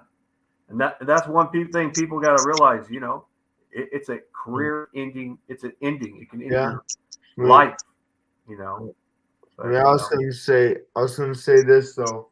He made a mistake, cost him his whole thing. That's the thing. Yeah. The only thing he's got to worry about is freedom. He messed up on that. So that's all I want to say about it. Yeah. Yeah, and his deal's over. He's got to live with that, and we'll see where it takes him going forward. So let's move on to the next subject. I think this is Rudy's subject, Derek Carr and Davante Adams connection. So we'll let you start this one out, Rudy. Hold on, Sergio, did you have anything you wanted to add on that last topic real quick? Or Nah, I was just reacting that way because I was like, wow, we were just talking about wide receiver connection. Now we're moving on to another wide receiver. Exactly. Well, this is a special one because this wasn't just from the NFL. It was also Fresno State. They had a good connection, rapport. I mean, it was like, it's kind of like Joe Montana and Jerry Rice, which is like, or even Steve Young and Jerry Rice. But, if you look at it, Derek Carr and Davante Adams, it's like Derek Carr is Steve Young, and of course Aaron Rodgers is kind of like Joe Montana, but Davante Adams is like Jerry Rice, and I think that they had a good rapport. But Derek Carr throws a little bit different than Aaron Rodgers and everything, and Davante knows that. He knows Derek Carr still, and Derek Carr knows Davante, and they learned each other again. They had to relearn each other again, and I believe the connection's been looking pretty good despite the W's and the L's and everything. The stats are still showing up, and Davante Adams proves that he's still a great player, and Derek Carr has proved that he's a good player, and that these and a lot of haters, they don't look at stats, they just look at W's and L's. That's all they look at.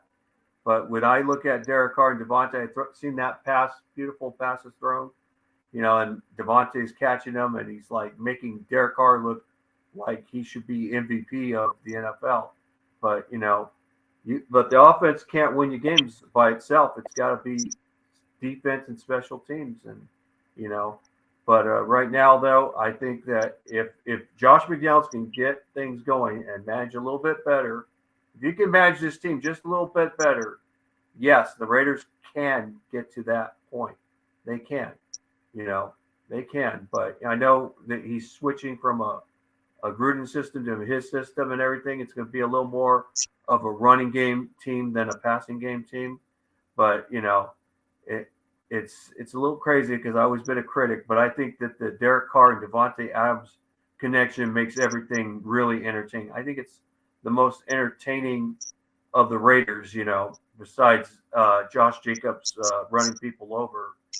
I think that it's looked really good, Before, I always liked seeing like Darren Waller or Hunter Renfrow like last year and the year before, but now we don't see those guys doing that too much. And it seems like Davante's a big filling in that void really good.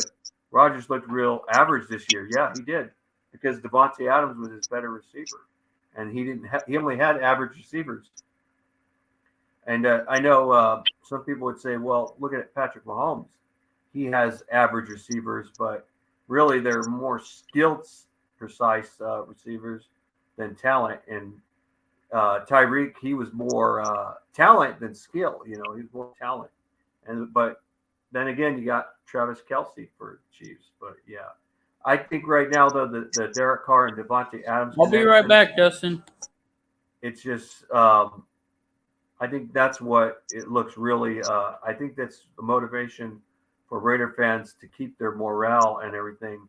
I mean, it looks really good. And even when we lose, or even if we win or lose, and we see them score a touchdown, we're still happy for that. We see that happen. We get that touchdown, and we celebrate. Like yeah, even if we lose, and Derek Carr throws that touchdown to Devontae, it's still entertaining and it's really that's the only thing that keeps us Raider fans going is when you see a great connection, a good rapport from Derek Carr and Devontae Adams. Even though Devontae and Aaron Rodgers had that rapport, but some people would speculate that maybe Devontae Adams didn't think that Aaron Rodgers is going to stick in the league very long and looked at Derek Carr as a more long-term situation because he's younger than Aaron Rodgers. Aaron Rodgers is like, 37, 38 years old, Derek Carr is 31. He's still a young guy, But, I'd like to see this rapport get stronger, and I'd like the team to get more together because if we're going to do better the next year, we've got to stick together. But it depends on Josh McDaniels on what he does, on what he players that he signs, players that he let goes. That's what's going to decide how things are going to do better. Rodgers is throwing to Zay Jones and Edward types this year. Yeah, Zay Jones was not like a great player. I think he was more athletic, but he wasn't skilled side. And Brian Edwards was more of a possession receiver and a blocker. But yeah, but one guy can't do it by himself, which is true. Yes, and I think Derek Carr. I wouldn't mind if we draft a speedy receiver to add more, and we could do more reverses, runs, and everything. And I'm not giving up on Hunter Renfrow. I think he's still a great player. They just gotta let him do his thing. Let him do his thing. Sometimes as a head coach, you've got to work with the players. You can't just force them to do what you want. It doesn't always work that way. There are coaches that are boss men that are like that, like Jacksonville's former head coach, and he was also a coach for the Giants. What's his name? God dang it. He won a Super Bowl with the Giants. What's his name? I can't think of it. Who was it? Yeah. The head coach of the Giants that won a Super Bowl, but he was a former Jaguar head coach. Tom Coughlin. Tom Coughlin, he didn't give a shit. It was his way or you're gone, You can't. I think a head coach can't have that attitude anymore, because in this era, you've got to work. You have to make things work for the whole team. Not, sometimes you got to do things you don't want to do, and that's what a good head coach does. Andy Reid does it all the time. He'll let Patrick Mahomes do what he wants to do, and they start winning games. And I think that Josh McDaniels has got to do that. He's got to let the players do their thing. Even if it doesn't agree with the system, but sometimes you just got to do that, But I believe that the Derek Carr and Devontae Adams situation is what keeps this game going, though, and everything, And that's all I can think of so far. It looks really good. It's really entertaining, and it shows that Derek Carr is not overrated by these Derek Carr haters.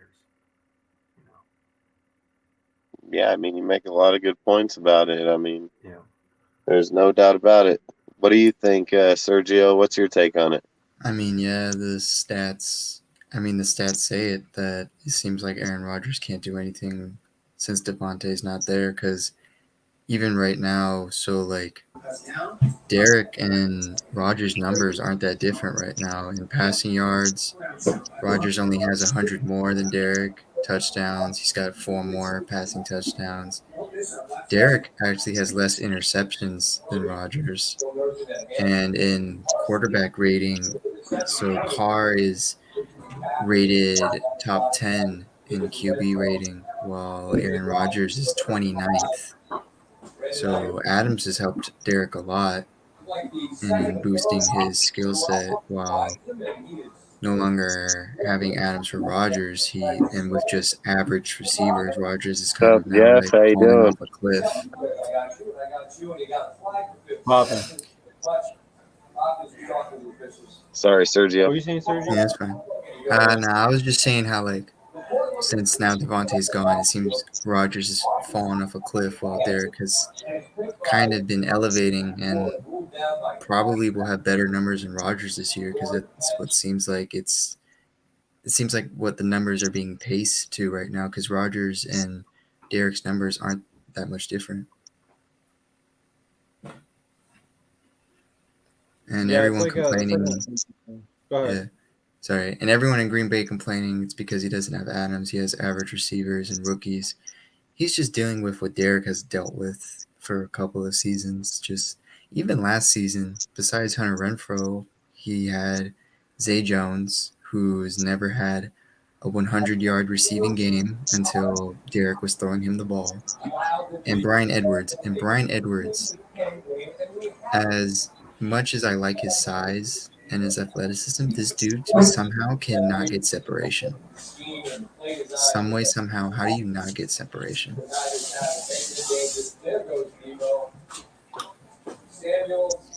How does he And not yeah, get separation? Hmm? How does he not get separation? yeah, like Brian Edwards, like that's the one thing I kept wondering the entire time. Like, how can you not get? Because that's the only reason Brian Edwards just couldn't elevate himself. He just couldn't get separation. Yeah, Brian Edwards was more of a possession receiver. He didn't have the great speed. Henry Ruggs was the separator. Once Ruggs was gone, everybody looked like they were average. I think that's what you mean. And I Yeah. don't even think Brian Edwards has even really even played in Atlanta this year to even begin with. Yeah, because then Yeah, last season was kind of Edwards' chance, especially after the Ruggs situation, to elevate himself, and instead Renfro elevates himself with his crazy route running. Because sure, Renfro's not that fast, but he's really good at misdirections. I mean, I liked Edwards. I was hoping that he was going to pan out. I mean, that catch in Cleveland, dude, turnaround on the. I mean, he has the potential to have the skill set, dude, but I just feel like he's never. I feel like he'll probably Try never calling hit me it back. in the NFL. Like, I don't think he'll hit it in the NFL, in my opinion. Few games here, few games there. That's about all I can see him. He got outplayed by Zay Jones. And Hey. Zay went on and got on a team and got paid. So Hey, if Carr big gets difference. out of here, Devontae's gone. Yeah, I mean, he had that text that he said that. Yeah, dude. What was it, Jeff? Brian Edwards hasn't been playing at all. His snaps have like literally have gone down almost to nothing. Like he started first game of the season, he had 35, and now he's down to like with 6. He had 6 on November 10th. He's not even the starter over there anymore. No, he's not. He's not getting any love. But also, like, I don't know. That Arthur Smith is weird. Like, because there've been a lot of complaints that, like, he's using Kyle Pitts to get Kaderil Hodge open. So like, I don't know. I feel like Arthur Smith's running like a weird offense that like. Yeah, because Kyle Pitts, he went on IR now. He's out now. Yeah, well now, And he ain't done shit this year. Like, he ain't done shit this year in Atlanta. Like, that's a huge disappointment, dude, that you have players like that and they ain't even doing nothing over there. Like, I No, don't because even it's get all that. Cordell Patterson over there. Yeah, I don't get that deal, man. You got I good like ass Patterson. Just got out Yeah. for IR. He straight up had like a return touchdown. What's up, Jeff? He broke history, NFL history. Yep. So, Yeah, he had what he so had. Dustin, are we gonna do the show tomorrow or what? We'll see. So, do you want to speak on the Derek Carr Devontae Adams connection or no? No, I've been. This shit goes back to Fresno State. One last thing I'll say though, I was one thing I was really happy about is how underrated some of these college connections could be, because I felt like that this connection would have been similar to like Burrow and Chase, like their first year Tua together. and Waddle. Chase immediately like, Yeah. oh yeah, Tua and Waddle. Like Yeah. Chase immediately just wins Offensive Player of the Year, and they go to the Super Bowl. Yeah. Well, not offensive, like Yeah, I rookie mean, offensive. it's a real thing. Like the chemistry, like that you have Yeah. with someone that you've built for years, like even before the NFL, like it does matter. And like if you can exploit that, or if you can use that to your advantage as a head coach, like the better off your offense will be because like when it just comes down to like your reads and like who you trust as your guy running downfield. So like if you just develop that, if you have an extra like 2 or 3 years of trust that you've built with someone, it's gonna matter. Now, is there another I guess yeah, Burrow and Chase, and then yeah, Tua and Waddle, Derek and Tay. Yeah, you think about it. If you think about it, like Derek and Devontae's first year together, where people sit and talk like it's a 9-year span since the last time they even played at a high level on any field together. And just like Derek Carr's done with people like Crabtree, frickin' Aguilar, any person that's come across this deal, Devontae just hooks up right with him instantly. He just picks right up where they should be, and he ain't doing no different with Devontae. I mean, there's things like you see with those two right now. They're on a great level. I mean, I don't even know how to even relate it. People sit here and keep saying car this, car that, car this, car that. I mean, I don't know if people are really realizing that Derek Carr and Devontae Adams are about to break every Raider receiver's record in 1 year. Like literally, and on a bad year. Like on a straight fucking bad year, they're about to break that shit. And So I don't get it. I Like think that. I think Adams still leads receivers in the most receiving touchdowns still. He's the first to 10. He's the first to have I 10 think he's touchdowns. second. Yeah, he's the first. He's the first wide receiver this year to have 10 touchdowns, and Yeah, that's I why guess I just Kelsey. keep. That's why I keep trying to tell people is like the stats that the guys are putting up are first to 10 gonna break. He's gonna break Tim Brown's record when Gannon and them were doing this, Super Bowl record or level and shit. You got fucking what's the other? He's gonna get the what is it? Most receiving touchdowns in a season. Like he's doing that with people that a lot of great players that's come through here, and these dudes are doing it with a broke ass fucking team. Like I think their connection is 100% for real, dude. And like you imagine, you're getting dudes out there that's going to eclipse 1,400 yards. He's going to eclipse 1,400 yards on a bad year. Like that's got to speak a lot of volume right there when it comes to those two playing together. You're eclipsing yards like that every year, you're going to be winning some good games. No, you cannot compare. You cannot compare Keenan Cole to Zay Jones. There's no way. I'm just saying that McDaniel's literally like he moved Zay Jones, who's like doing way better than Keelan Cole, and we got Keelan Cole.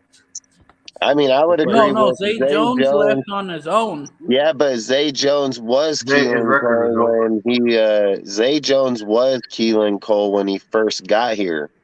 But Like the when thing when Zay Jones first got here, he played just like Keelan Cole.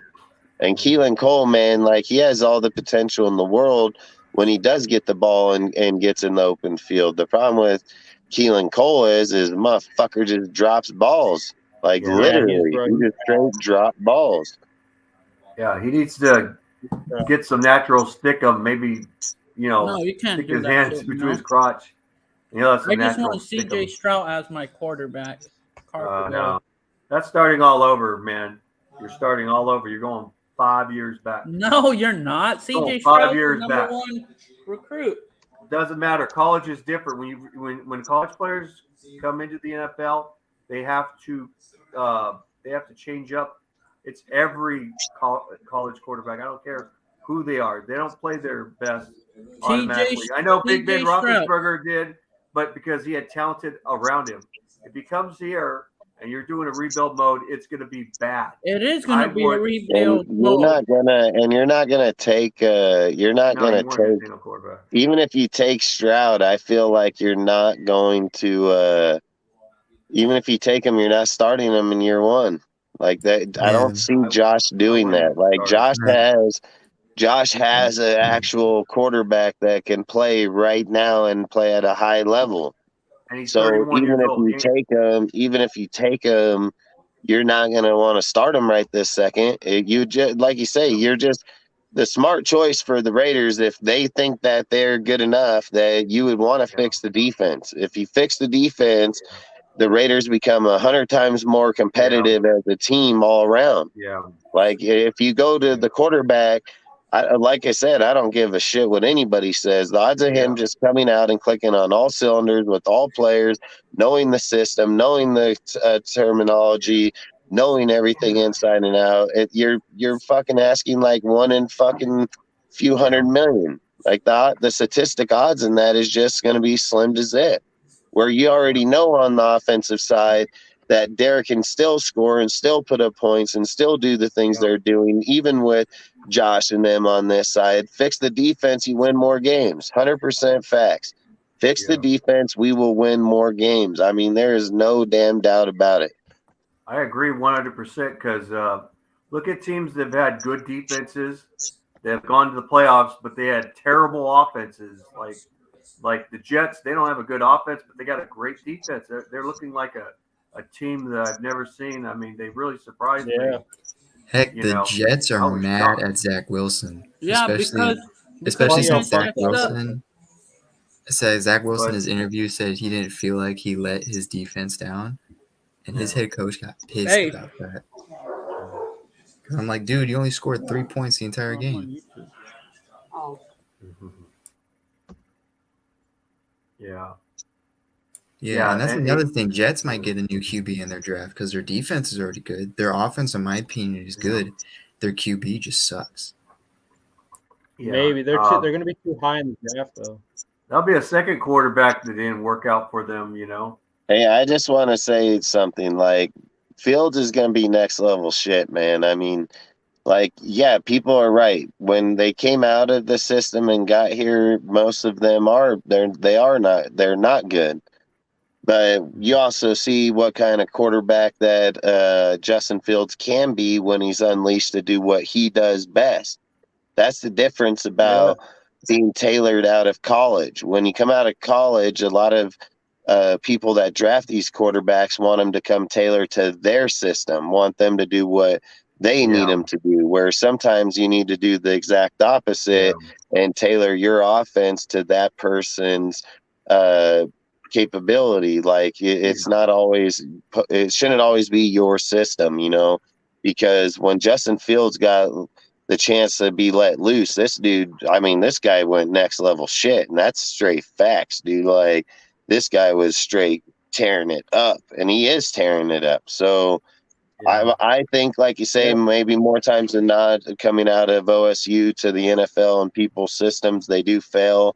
But I'm not going to sit and just say every single one of them. Stroud's not going to fail. I mean, Stroud's got great pocket awareness, got great arm. He got great power, dude. Like, this guy's got a 12.7% sack rate inside the pocket. Like, he don't get sacked inside the pocket, dude. Like, he's very, very good player. So, and again, he can be good in there and be shitty here depending on what team takes him and not. If Josh McDaniels gets him and gets to sit him in the behind him, like, I think the kid would probably be phenomenal. I have no doubt about it. So, but that's not the pick I would take. I would have to go 100% Will Anderson or Jalen Carter, 100%. They fix our team right now. Those two guys fix our team right now. So. Yeah, I don't disagree with you because defense would be a good role. But, I mean, there's a lot of defensive guys. It's really hard to say which one you want on your team. Do you want a corner? Do you want a defensive tackle? You want an edge rusher just to be opposite. That means you give up on Chandler Jones. But I would rather do, if it was me, go either linebacker or go defensive tackle, one of those two. A corner would work too, but I think realistically the Raiders are more likely going to go either linebacker or defensive tackle for the first round. That's what I believe. They are going to go defense. They'll probably go defense in the second round. I would look for a wide receiver steal, maybe within the fourth round or something. A speed receiver that will cause separation and will be used on special teams, because you got to have that speedy receiver there, but he's got to have good hands. Maybe he may not be a great route runner, but he could be at least. You could work on his developing of the route running, but he would be a special teams guy and be used on the deep threat routes. That's what I would look for in a wide receiver in the later round of a steal. But I wouldn't get a wide receiver that doesn't run routes good but has great speed and have him in the first round. That would be a big mistake. That would be an Al Davis mistake, like he did with what's his name, Darius Hayward-Bay. He had great speed and everything, terrible hands, but that was a big mistake. And I wanted, believe it or not, Michael Crabtree over him. But yeah, he had great speed. He had 4.3 speed, but I wouldn't have got him though. I think right now though, with us though, getting a quarterback, it's like you got Derek Carr. He's 31 years old. He's not a old guy. He's still a little bit young. He's a veteran. I would rather get a quarterback when Derek Carr is like 35 or a little bit older. But if he's starting to deteriorate, say 34 or something, I can understand that. If he's starting to deteriorate, that's when you do get a quarterback, and that would be a Bill Walsh move. But right now, it's premature to use a Bill Walsh move at this moment, no matter how talented a quarterback is in college. Yeah, but let's also be real. People would say Derek Carr has been deteriorating since the day we drafted him. So, those guys don't know football. They're bandwagon fans. They only look at the W's and L's. They don't look at everything else.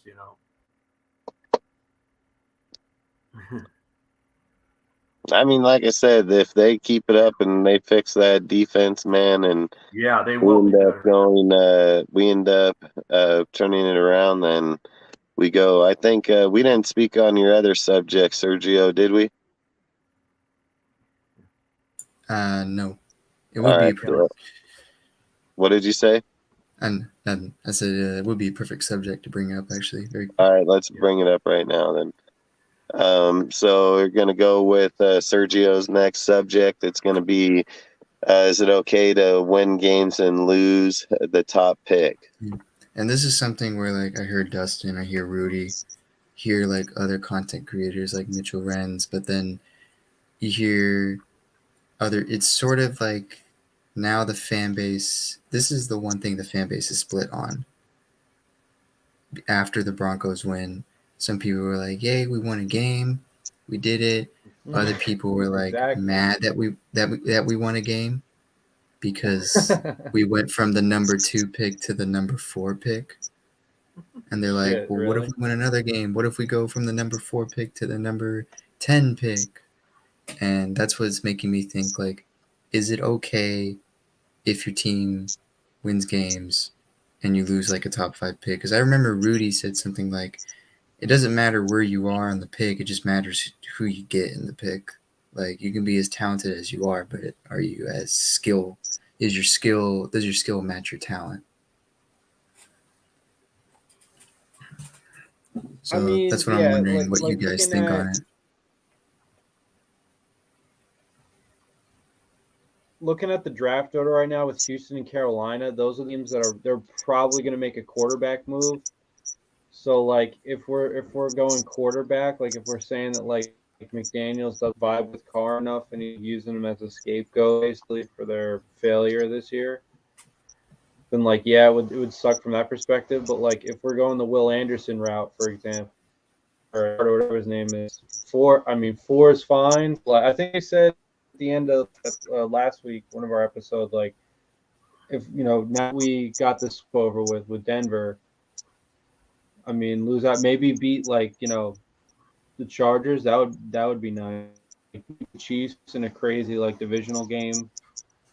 Um, but yeah, I mean, as long as we stay top 10, it's probably not that big. I mean, but top 10, like you're probably if you're not top 2, you're probably not looking at Bryce Young or CJ Stroud anymore.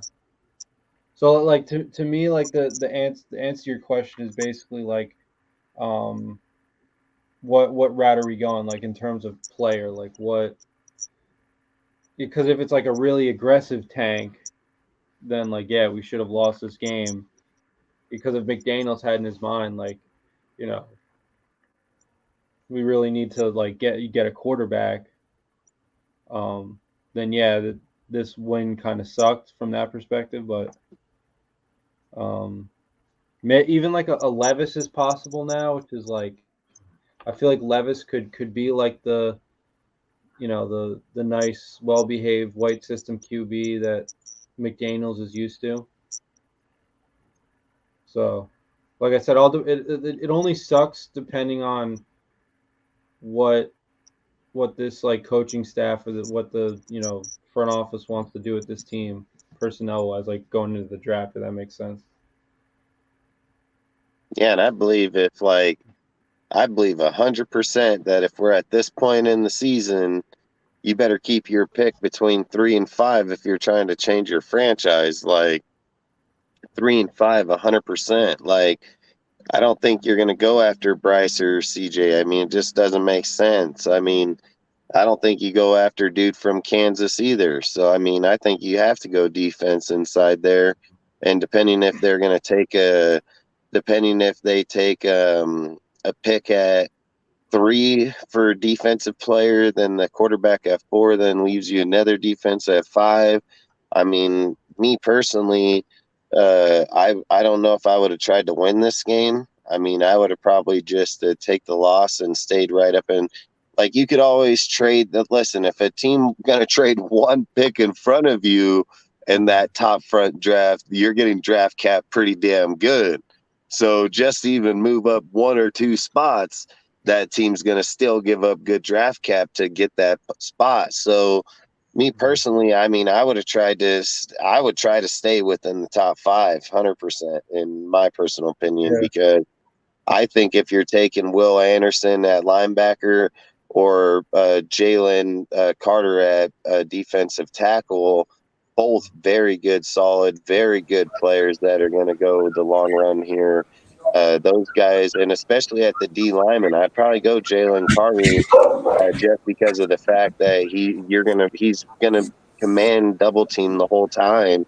So if I was the Raiders, and where we've lacked for a long time is at the D line and linebacker. I mean, we've lacked big time, but the thing is we can pick up a good linebacker into the 2nd and 3rd round. I think Jalen Carter makes the most sense because for me, I feel like he's the bigger need on that front line for a longer period of time. So I want to move outside 3. I mean, I'd like to stay at 3 if we can, but the farthest I'd like to go is 5. I don't want to go outside the top 5 pick. Yeah, it's gonna be like I said, like if you win like more than like one outside of like game 5, you're gonna be like flirting with this thing outside of that. But like top 10 is definitely doable at this point. Actually, I'm glad on this like say this comment, Mr. Took Your Soul. Thank you for this comment, because this kind of reminded me of the Suns from a couple years ago in the bubble. They made that run at the end of the year, and that sort of propelled them into like the next year. They're the 2 seed in the Western Conference, and then they ended up going away to the finals. So like you could view it as like maybe at the end of the year, like because obviously like they've lost too many games, it feels like, to really like make a playoff push anymore. I mean, they're obviously not mathematically eliminated, but like if they like even if they win, they go on a run at the end of the year, like go on some kind of a tear, they could get some momentum. Like so, that's another thing too. Like maybe like maybe they're not going to do a tank anymore. Like maybe they'll just get hot and they'll just peak too late. So that's like another perspective or another way you could look at this. But I don't know. I mean, in theory, you could also trade out, or you could do something like whatever your pick is, you could trade it maybe like the second round too, if you really want to make a push for that a better position in the first pick. So that's it. Obviously, that's another strategy too. So yeah, like I said, it all just depends on where this team wants to go with how they approach the draft. But I just thought that was interesting to pick up on too, because maybe like in one way, like losing on purpose isn't the answer. Like maybe like making a run at the end, surprising people. I mean, in theory, it's possible you catch the Seahawks sleeping this week off a bye. So, well, I mean, we'll have to see. You know, it's going to be a tough test. It's 100% facts. Rudy, did you speak on this? No, I haven't. I would say something. It's an interesting topic. With the Raiders, they don't want to lose to teams there in their division.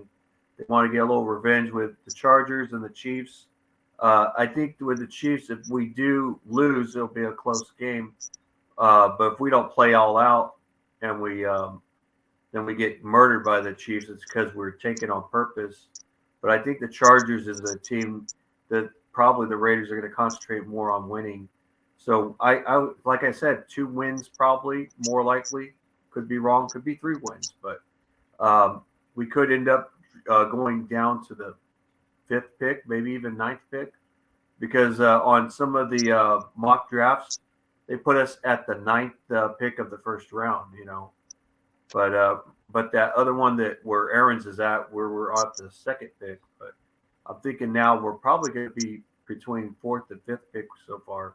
But I know people want to get picks, and I do agree. Defense, if we go defensive tackle, then going linebacker, that's not a bad move. What's not a bad move either, and it's not a need at all, is if we were to go for a corner like a Kelly Ringo, who's a corner, 6'2", 205 pounds. Although he's not a big need, but he's a great corner. But more likely, we probably won't get him anyway. I think defensive tackle or probably even linebacker, one of the two. You never know, though. If you fall down the board and he falls into that area, you may pick him up. Yeah, and if he's around there, maybe the Raiders get him, maybe they don't.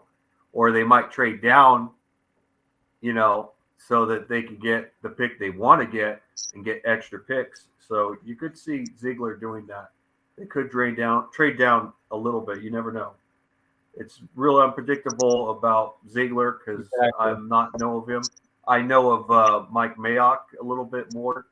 I knew him a little bit more when he first became our GM, but I did not know of Ziegler. He's very unpredictable. I never thought that we would get 2 running backs in the draft at all. And then we got an offensive tackle in the 7th round, which I thought was kind of a steal because most 7th round picks usually get cut or go to waivers or, you know, or they sit on the bench, you know, and, you know, that aren't playing. They're like practice squad guys or something. But I think that what we got to do is we're a little busted up team and everything. We're probably going to get 2 wins at the most. And we'll probably be maybe 5th pick of the first round. And I would take defense. And even if we had the 2nd pick, I could always say trade down and get a defensive player. Anyway, trade down. Because defenses win championships. It's a fact. It's a fact. Right. Look at the Patriots. Defense won. Steelers, defense. Ravens, defense. All defense. Defenses win. You want to back that team up, you got to do it with defense. I agree 100% with Dustin. You've got to have that defense. we got some defensive talent on there, but we could add some more and make this team a better defensive team. We've got to do better in the run stop. We got to do better in pass coverage. We do better in the pass rush, but we still need to concentrate on those areas that we've been struggling. Even though it's a little bit more of the head coach than the players, but that head coach has got to get these players to know their system, and it's got to be that defense, all about defense. We go for a quarterback, We got to win out. Win out winning to keep doesn't them. start out. It doesn't start out with just a quarterback. It starts with the defense. Finish off with. Oh, finish we it got to off. win out to keep the Defense. momentum for next Defense. year. We got to Defense win out, does it. keep the momentum But going. like I said, though, if you want to really be a winning You're team, you got such to a make that boy. defense You good. went out there. Because look at the Raiders when they went to the playoffs. You know, in the early 2000s, it was. I 'cause think of that Carr just defense. has 2 more years left in him. I think Derek Carr has way more than 2 years left in him. He's a young guy. He's 31 years old. You know, he's Yeah, I going to be think like what's going to Rusty. happen is, like I say, I see them drafting a quarterback in the later rounds because they have a lot of draft picks. So it's not Well, going to that's what hurt they're going to get to. rid of Jared Stidham. It's not going to hurt to. It's not going to hurt to get a younger guy to put out there to challenge. Yeah, But that's Carr. probably Like, Derek Carr ain't that's going to get probably what challenged, though. Carr needs anyways. Carr yeah, needs yeah. What somebody has to he? He's push never. him to be better. He. And Derek there ain't Carr is nothing I've wrong brought not with this. that. problem in I've There ain't brought general. this nothing The up wrong with several that. times. He has not Like, had somebody to I don't go believe in against. that BS where they say that Derek Carr needs to be challenged. It's He not Derek does Carr needs needs to to be be challenged. He needs challenged to to show have if he's really more the. challenges added to him. That's the difference. But we got Devontae Adams, and he looks like a better player than he really is. But the reason why we don't have that wing column isn't because of Derek Carr. It's that defense, that special teams. And there's some bad play calling on offense, but it's mostly on defense. Because look Hey, at what happened. Look at Jacksonville. Look at the Cardinals. And look at hey, what look was? at them. Look at the Colts. Why did we lose to those teams? Defense. Straight up defense. That's what it was. Yeah, It was the yeah. defense. But They you came said back and they before. beat But us. you said it was Josh McDaniel's fault. Did you not say that? Of course it is, because he No, controls all 3 branches called it's not offense, his special fault. teams, and defense. It's all his fault. He's a head coach. He controls all of it. I don't care if Keep he's an the same. offensive I've mind. been telling you to keep this same energy when he starts winning next year. Want you to still talk Energy shit is about him. he's got to earn it. He's got to earn it. He's got to earn it. He hasn't earned shit. The thing about it is that he's gonna get the opportunity to show it too. So Yeah, he better show it. He Yeah, better keep bring the it. same. Like keep either feeding way, him. Like Vin so Diesel said. In Riddick, you either put up or shut up, or you either or whatever you either go at my speed or don't at all. And if he doesn't go at the speed that the Raider fans want him to be at, then he's got to go. Derek Carr needs somebody to challenge him for the starting job. No, he doesn't. Like He's put up the stats. It's not that. It's got to do be the you better want play to talk calling and on defense. anything to end out the Oh, let's talk. conversation on what it's on? Why That did what? he go towards the wrong tunnel after the game? I think they did that to be a dick Carr on did. purpose. PPE. They did it to be a dick on The purpose. wrong tunnel, PPE. and Devontae had to get him from there to go to the other side because he thought that's where the buses would pick him up from. That's That's where he so thought funny. the photographer was over there. Yeah, he thought the walkers were over there. He had to throw- he You've was been trying to to- that stadium. How many fucking times have you been there? Who Tay? No, Carr's been there. How many Carr, times? Yeah, Carr's been there. And Tay had it to cover his butt to take him to the other side. That's when they all went over there too, because Carr was over there. So the next that'd be subject that we're going to speak on is Max Crosby, Defensive Player of the Year, dark horse. No, he deserves Defensive Player of the Year. Yeah. Well, you want to start out on it? Start speaking. Yeah, because he's a monster, and his motor never stops. Yeah. I And agree then- with there. He's just a beast, and I'm happy like where we got him because there's talent throughout the whole draft. You could get somebody in the 7th round. Look at Theodore always a Mumford. gamble, He though. was a 7th rounder, and going back to Mad Max, he was a 4th rounder, and look what he's shown us since being as a rookie. Since his rookie year, he's been just moving because his motor's just so skyrocketing. And plus, he deserves to be in the talk for Defensive Player of the Year. Doesn't he have the most pressures or tied with the most pressures? Yeah. And got like 7, 8 sacks. Yeah, he stopped a lot of runs too. But so the he's thing more too, of a that complete- he's got Chandler Jones 9. helps that happen for him because they double with Chandler Jones. It helps Mad Max more because he has somebody else on the opposite side, not like when Clee was starting with them. Mhm. Like they gotta think about Chandler Jones too because Chandler Jones could just turn it on in like one game and get like 5 sacks. Yeah. He's done that before in his career. Yeah. Chandler Jones is starting to get old though. See, that's the difference though. But the thing is, Chandler Jones made that sack happen in yesterday's game. Yeah. If it was not for him, that rookie DB wouldn't got it. Hall, he wouldn't got that. Should always be developing a quarterback to challenge the starter and be groomed to take over or be Mad traded Max is over not a draft dark horse. He's one of the top 3. Like I take him over T.J. Watt. Where has T.J. Watt been the whole season injured? Well, T.J. Watt is an injury, and plus they're different.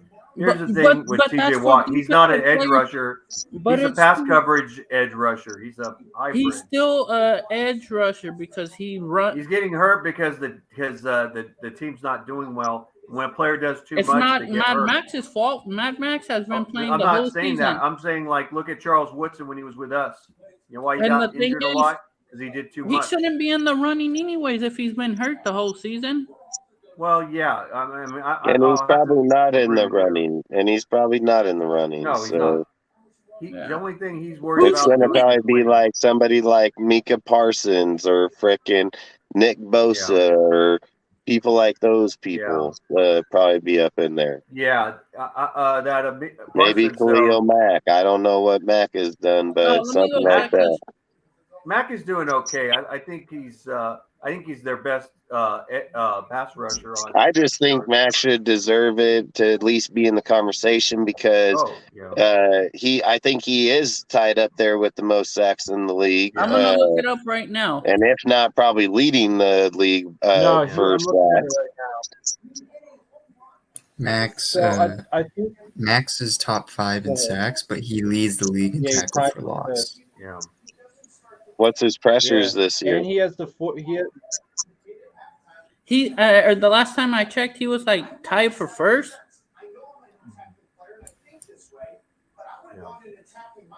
See, and I think he should be in the conversation because of the fact of the consistency at this point.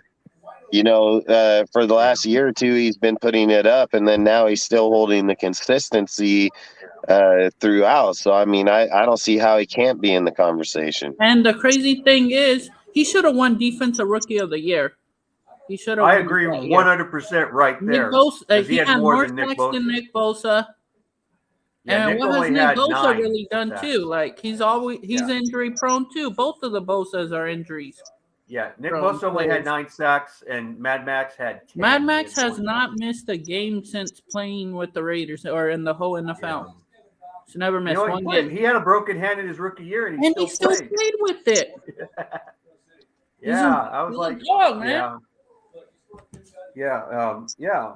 And that's what I say. And then look how he's turned it on without a broken hand and the way he plays. He plays at next going back level. to Carter, the defensive And tackle. he still has, 7 games left? He still has 7 more games. I mean, And like I was anything can change in that point. Hey, Dustin, I was telling my cousin, your guys' rookie tackles aren't going to stop Mad Max. Oh, hell no. He's going to push right through. Dude, nobody stopped Mad Max yet. No.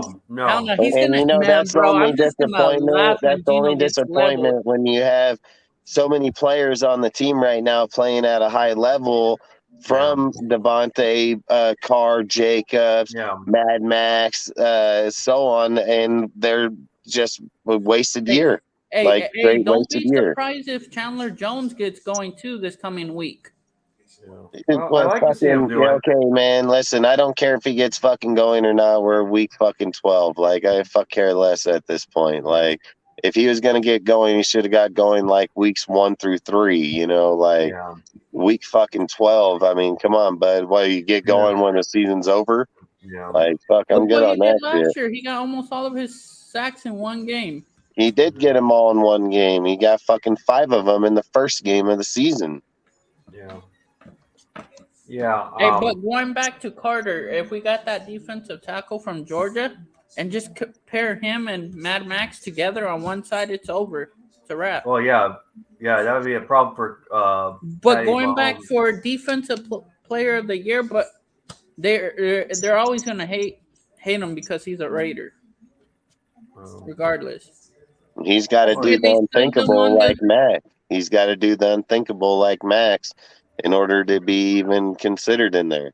Yeah, he got to sack Patty Mahomes like 3 or 4 times. No. I'm talking about Mad Max.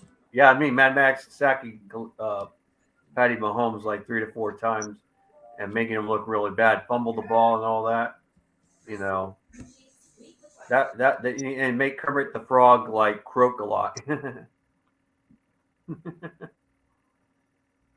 Yeah, I mean, like I said, Max is just got to stay at his level, and he's going to play at it like that because, I mean, he's brought up Tom Brady, the way he works out, the way he holds his longevity. So, you know, Max ain't looking to drop or decline anytime soon. It's just like I said, the worst thing that sucks is no matter if he is a defensive player of the year this year, he got it when the team was still shitty. Like that's kind of just sucks in my opinion because you want to kind of win that award when you're winning at all levels with the team. You know, I would want to, but at the same time, if he wins it, more power to him. Nobody's taking that away. And I guess maybe it would mean even more because of the fact that he did win it on such a bad team as this year. But at the same time, I mean, Max is going to keep doing it, and he's going to keep doing it at a very high level, and he may not only just win one, he may win few. So, I think he was a steal for us, man. I mean, I definitely agree. I think he was the greatest steal that we had, you know, besides Hunter Renfrow, because I had no faith in Hunter Renfrow, believe it or not, but he proved me wrong, you know, because I thought Hunter Renfrow, he was too slow, and I thought, why did we get him? And, you know, he actually may not be the fastest receiver, but he's got great moves, good body control, and he's got good hands for having small hands, you know. He doesn't have the and biggest did you know hands. that he learned all them routes on the gig, like when he first came in? He just all makes them them routes. up. He doesn't. Yeah. He made them all up himself. When he does that juke move, like when he turns around, that's a move that he loves to. He loves to do that to the DBs. That's when I call it in the blend. Nah, he's so good at misdirection. When he makes a mistake, like trip himself, but he still breaks away. People think he did that on purpose. I'm like, no, he just tripped himself.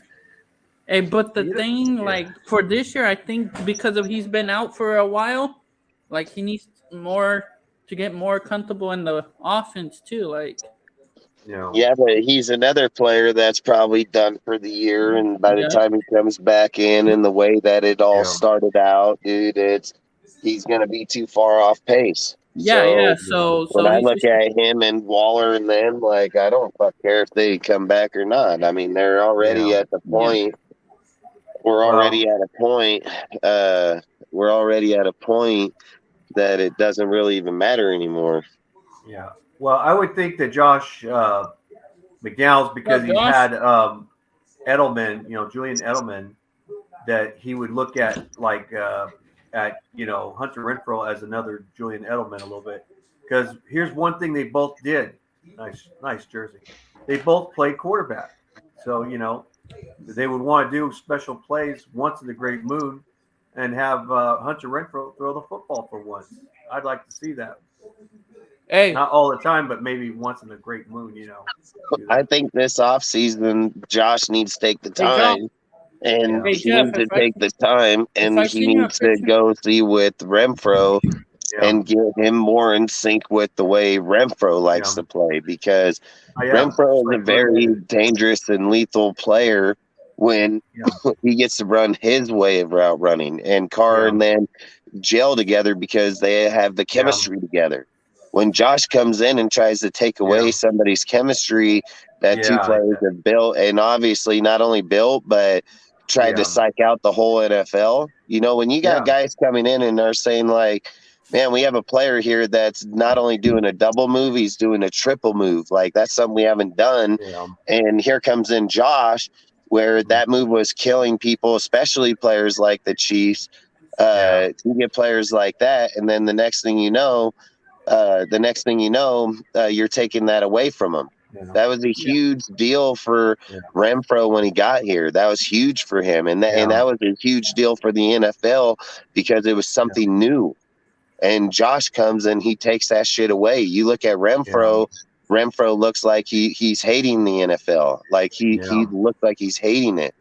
And at the same time, it's like you're taking that away from a player that was loving life being here.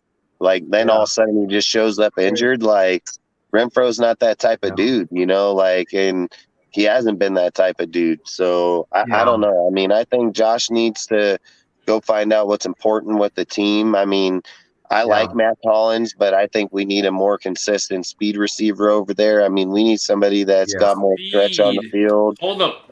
Speed. Hold on. Wait. Hey, there's one receiver in the draft that I really like. Dustin knows who it is. Wait. Are you going to say Jordan Addison?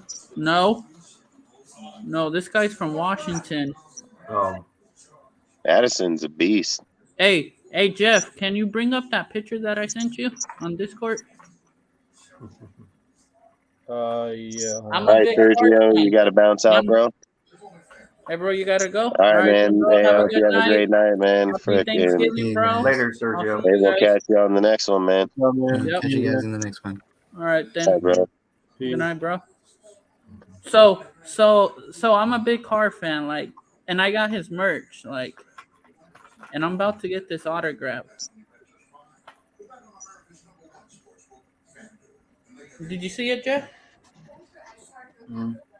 Well, I have taken. Okay, so hang on, guys. Back to my point. Speedy, we need speed. Didn't we have somebody in our roster that had speed? I don't know, maybe some guy named Tyron Johnson. But practice though, go back to like if he was. We don't know what was going on in practice with them. Yeah. Well, because whoever practices great gets to get playing time. That's how they work it with Josh. Josh McDaniels runs it like that somehow. Hey, like he said, accountability, showing up how he plays, things of those factors. I've said the whole time there was a reason that he wasn't being played in that Cole that we cut and brought back played over him. And we kept Johnson, cut Cole, then brought him back, and then still fucking played him over him. So there is a reason. I mean, go look at Robinson, dude. What did he put up? 148 with fucking Lamar this week? I mean, or the week before, wasn't it? Yeah, I mean, we had the players. We just fucking got rid of them. So, and like I said, maybe they knew that they weren't ready to go. Maybe they already knew that they were ready not to go down that path because, like I said, why did you get rid of numerous players on the team that had the speed capability, had the route running, had the hands, and then you just dissipate them, dude, and then we're over here with Hollins? You know why Hollins is having career years in certain spots? Because he's the only other guy that's got the only other guy to catch the football. So there's a big reason. There's a big reason why. A big reason why he got that. Rudy, look. That's from Carr's store. That's about to get autographed. Nice. At the Seattle game? Yeah. Heck yeah. Heck yeah, bro. After that, I'm going to throw water on them, remember? I'm just fucking around. Where are you sitting? Huh? I'm sitting where they come out of the... so far back, he'll probably need binoculars to see the field. No, I'm sitting where they come out of the locker room. Or where they come out of the locker room. $40 for that, or you're saying the tickets or the helmet? The tickets. They're fucking like we played like 300. They're like something. 350. Sorry about that. We played before, or we Okay. paid when the schedule came out. We got tickets way in advance.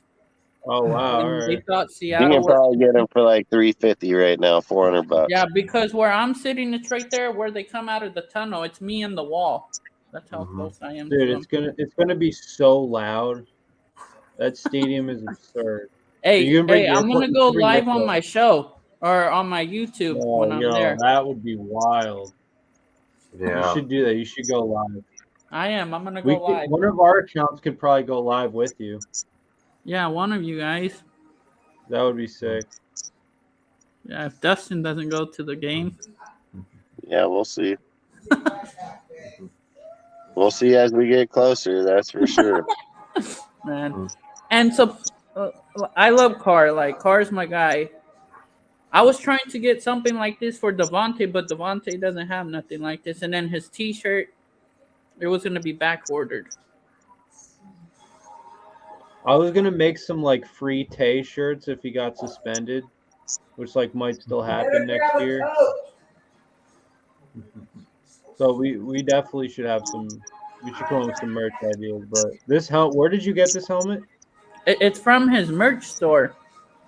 Oh, I don't have it physically. That's it's DC4 merch. Did you get all the dogs fed? Really? Just Queenie, but she's chilling out here. You have cleaning. Are they gonna let you bring that in though?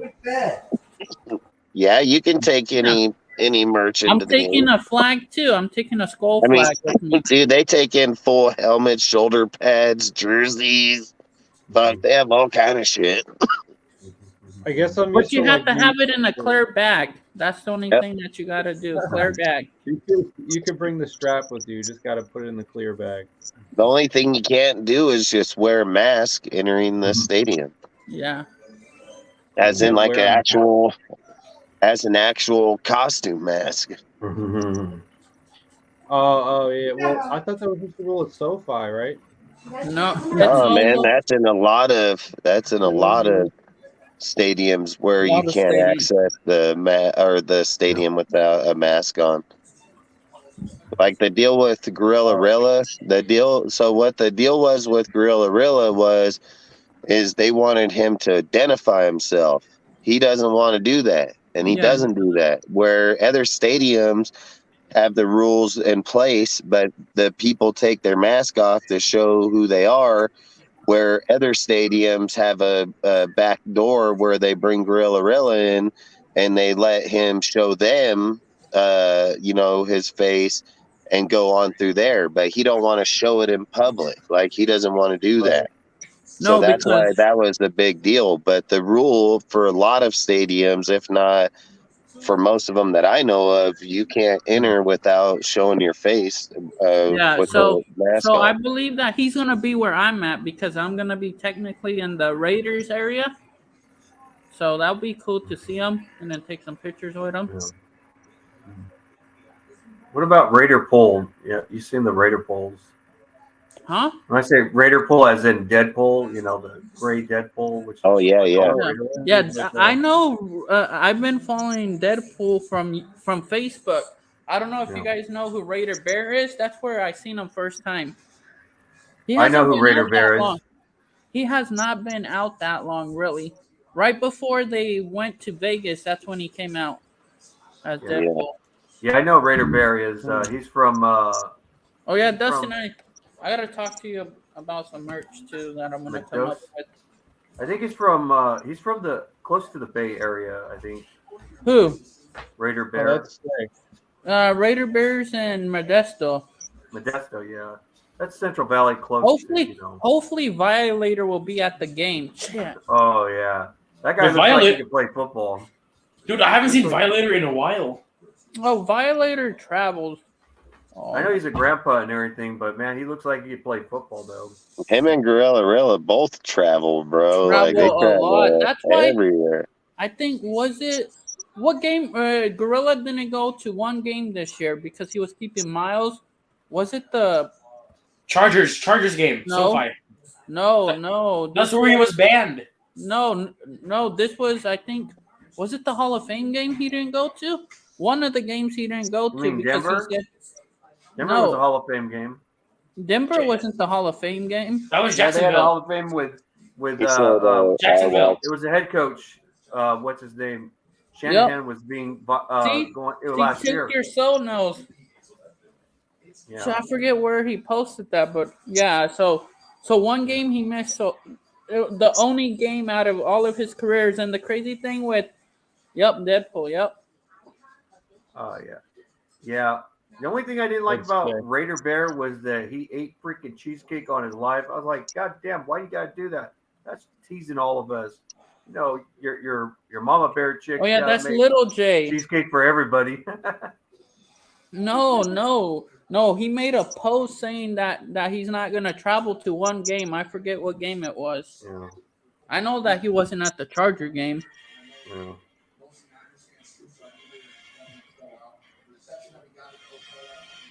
No, that's a sick getup though. I fuck with that. There's so many creative fans, man. You got to give it to them. Yeah. I know. There's a bunch of super fans, and like to be honest, I don't like one super fan because he started later. Like I feel like all these like newest ones, they're trying to just get their name out there to look all cool with the rest of them. Violator. It's the clout because there wasn't a lot of them. So they're like, hey, if we start building it right now, we can be part of them because it wasn't a big thing to begin with. Yeah, the original ones is Gorilla, Gorilla, Senor, Violator. Captain Jack's been around for a while too. Well, Deadpool joined like in 2016 year or something. Oh yeah, earlier. somewhere in there he joined, but no, like these other ones. There's Rhino. Like that guy is a hard Darth hater. Vader. Darth Vader. Oh yeah, yeah, Darth he's Vader. been around. That's Darth the best Vader's one. You have been around. Thanos. You have Thanos. Oh, that guy's an idiot. That fool's a car hater. Yeah, but Yeah, I know who you Thanos still is. have him, though. It doesn't matter. He's an idiot, bro. Like, Yeah, I don't like Thanos too much. I don't like Raiders. that dude. He's a walking idiot. You have Jackie. You have Jackie. You have a lot of them. Bro, but they just want to get their persona so they can make feel cool in a crowd, bro. Like that's why I'm not a super fan either. Like, why do I need to look all so people could look at me? Like, Yeah, I don't like Docs or was it Docs and Wasted? Oh, like, oh, wow. He fell off. Really hard. Oh. But in the other hand, Wi-Fi Willie, he's on the rise.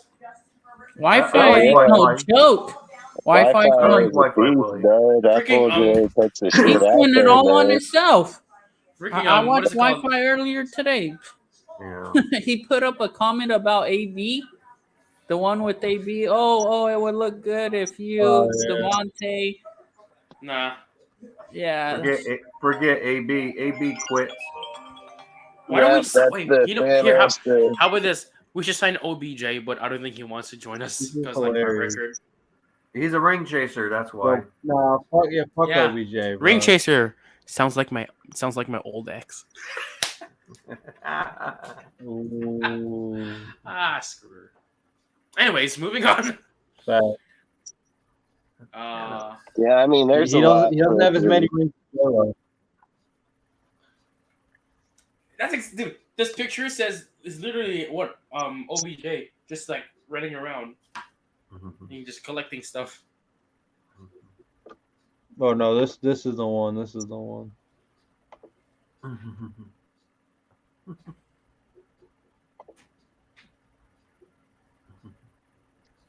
Yeah, I don't know. Freaking different strokes for different folks. All I can say. So facts. I like Raider Black Widow. She's pretty cool. Yo, guys, here, let me share my screen. He is pretty cool. That is for sure. Guys, I found a rare picture of every Broncos and Chiefs fans. I found him. You guys see my screen?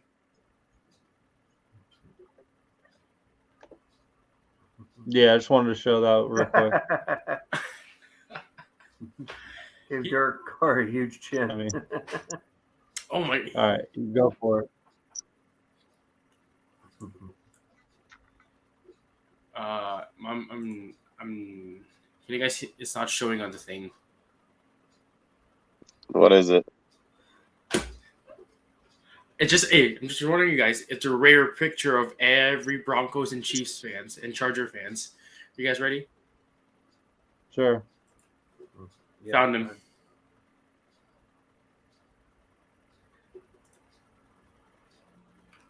Wait, Not clicking. hold up. It was the Jacksonville game that he didn't go to. Really. Jacksonville. Yeah. There. Shit, and the game probably was cheaper there too. Yeah, but he said that he wanted to save his miles or something. There. Hey, can you see my screen share request? Oh, you're gonna Are you? I'm not seeing it. Hold on. talk to your niece? Oh, here we go. Yeah. Sorry. No. Do it again. Do it again. When? Here we go. Huh? I just have to edit. Yeah. All right, hey, you guys see this?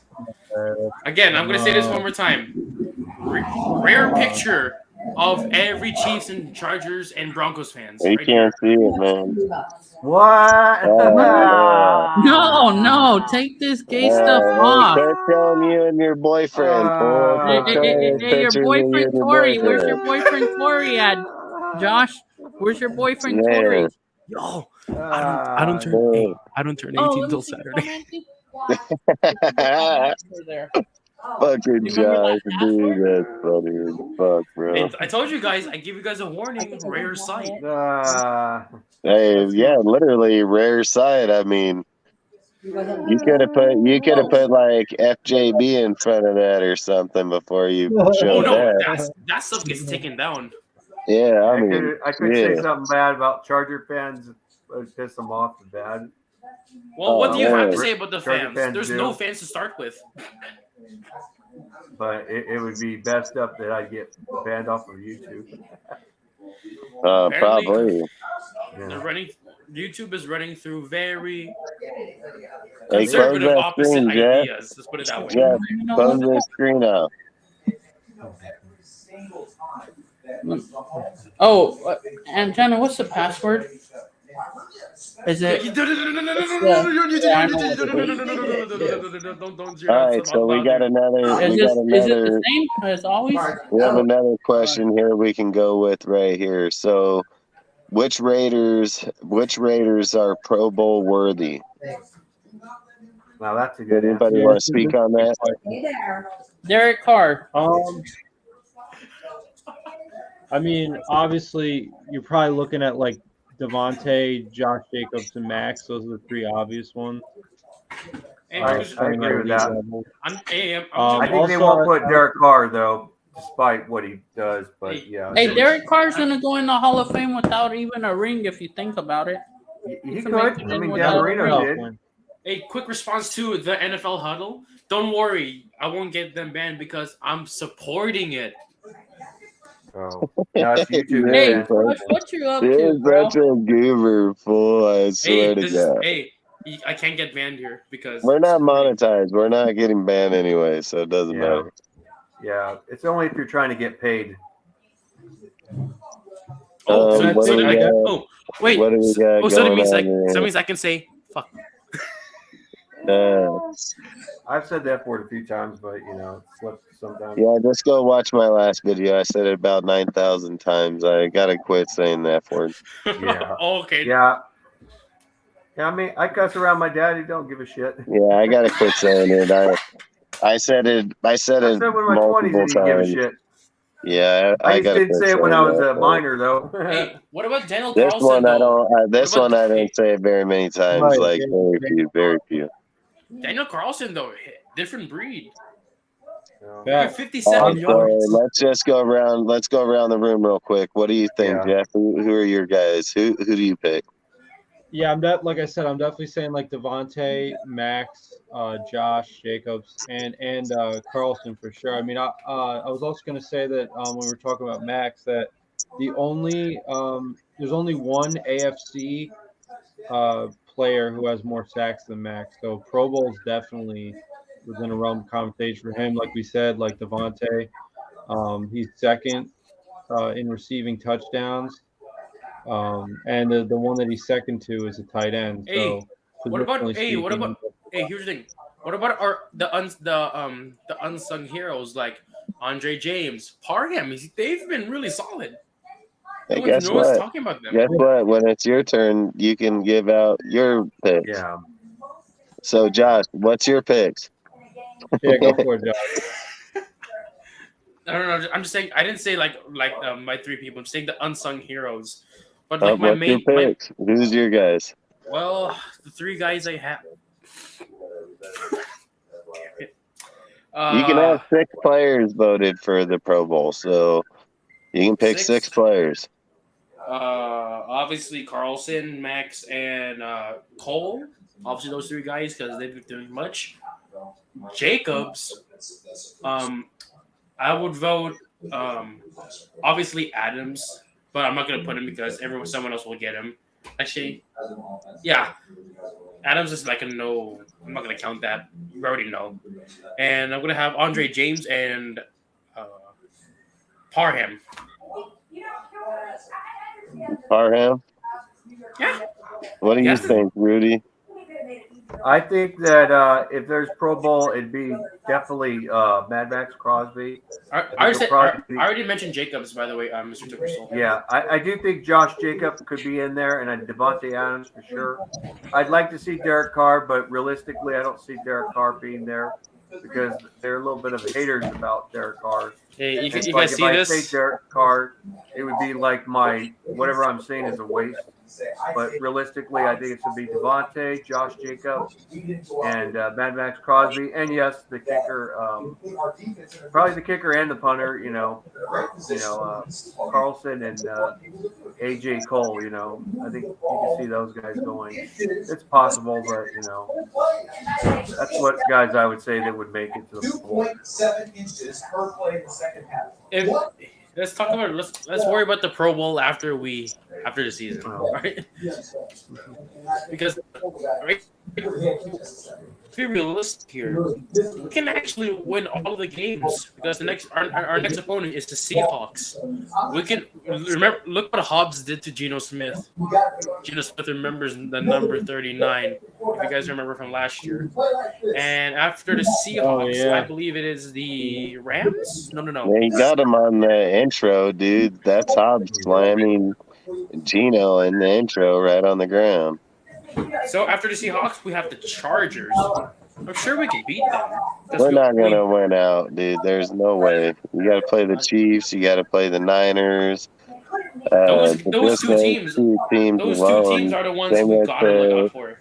Same with the Seahawks. Seahawks are going to be a tough team. Charger game, I can see us winning. I can see us winning the Charger game. I mean, I don't know. You got those Rams. You still have the Ram game. It's gonna be tough games. Well, I mean, the Rams they're tanking right now, basically, because they literally lost. They lost their offense. Yeah. Cooper Kupp was a big loss. Hey, we can't just give up yet. That's not what us fans do. We do not give up. You never know. We're not going to give up. I mean, they're just tanking. Nobody's going to give up, but you're still not. The fact of winning out ain't going to happen. I don't like tanking, but that's what. I mean, I've always said people don't realize the first year Gruden was here, he was 4-12. He started the season 1-8. I mean, he was at a worse pace than where we were right now. If Josh goes out and finishes 4-12, he would be at the same pace that John Gruden was when he started the rebuild here with the Raiders. I think it's got to be a But it wouldn't be restructure. 4-12 though, Dustin. You remember we got an extra game? We would be 4-13, but 13, I'm yeah. saying I never said us, I said him. When Gruden took over, he was 4-12. Yeah, that's what I've been bringing up. The first year when Gruden was here was He started 4-12. out 1-8. He started out 1-8 that year. Yep. So I mean, like I said, people can look at it one year one way because they don't remember And going the back, way he Dustin, started out his year.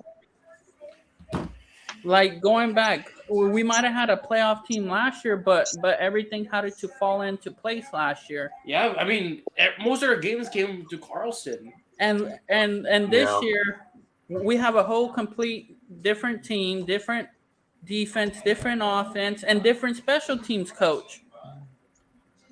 And you are not able to take a playoff team from a year before with a new whole regime. That's not going to work.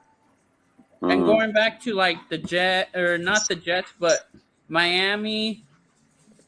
I mean, look at the Giants right now. The New York Giants, their offense, and Minnesota, their offense, the head coaches of all three of their offense made it easy for their quarterbacks to learn their system, because Josh McDaniels has one of the hardest systems to learn.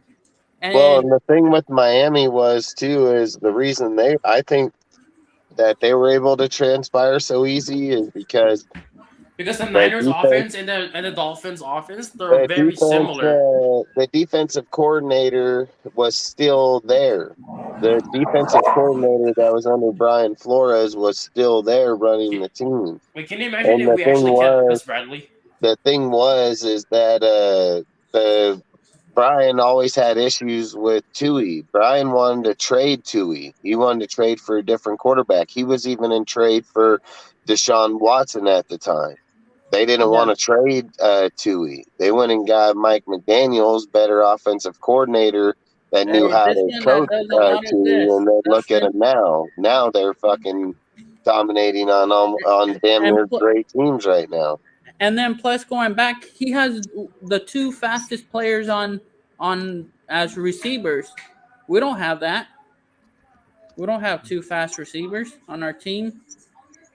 And Tua could just look like simple routes they run with his offense.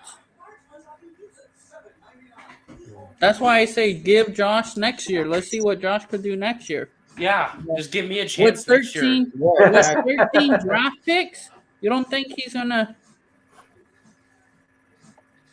And Carr's gonna be more better in this offense next year. Dude, slow down right there. This is where I hate it the most. People are saying it's been like this for 10 years. Well, if you look at the situation for the past 10 years, how many coaches has he had out of his whole career? How many coaches has he had? And their coaches are not. Their coaches are not high caliber like Dable. They're not like Sean Payton. They're like nobodies. Josh McDaniels. Well, Gruden was probably the best one at the time.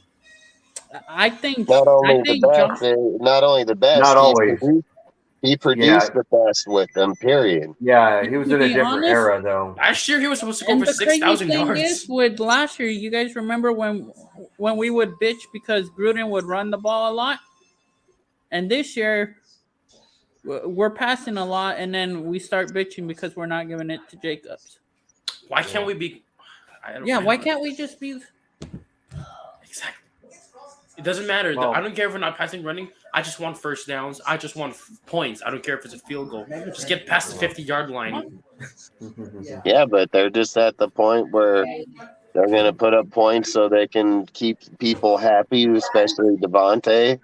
And at other points, they're just going to drop off. I mean, I think they're going to keep feeding Josh because I really believe they're going to tag him and fucking try to trade him, dude. Like, I really believe that's what's going to end up happening. So they do with Adams. Like, I think it's dumb. But they probably think about it like, hey, we just drafted 2 kids. We got Sincere McCormick in the back. We can get high draft value for Josh. I mean, Josh is playing at a hell of a high level. No. I Guys, mean, there's no please. doubt Don't about trade it. me. Don't trade me. At the best they could get is a second round pick with a running back. Who the hell? Even if Hell he's a top, no. they won't trade. No one will trade a first Josh will round. put 2,000 yards this year. They're getting a first round pick, 100%. Because what team will give up a first round?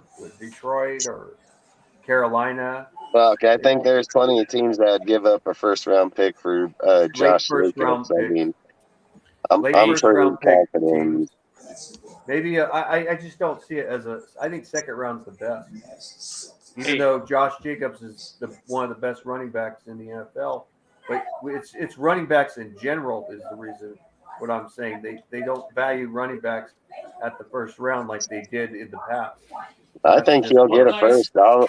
I'll say it right here, right now, in week 12 of this season. If they trade him, he's getting a first round pick. Yeah, there's no way in hell if he comes close to eclipsing the 2,000 yard mark at the way that he's producing and his body structure, his style, his not being injured, but 4 times in his whole career. I think he's getting it. I think he's getting it for sure. One team that might give up a first round pick for Josh Jacob would be a team like Buffalo. Maybe. Well, guys, I got traded, so I'm going from the Raiders to the Dolphins. Uh-oh. Peace out.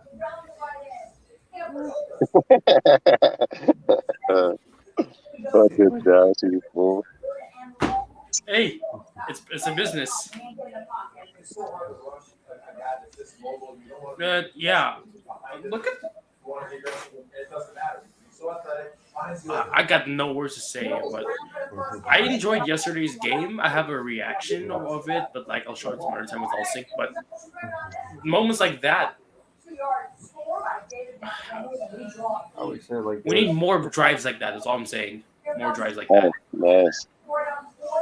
That's what it's about. I have no idea how the hell McDaniels schemed it that way. 3-play drive for a freaking touchdown.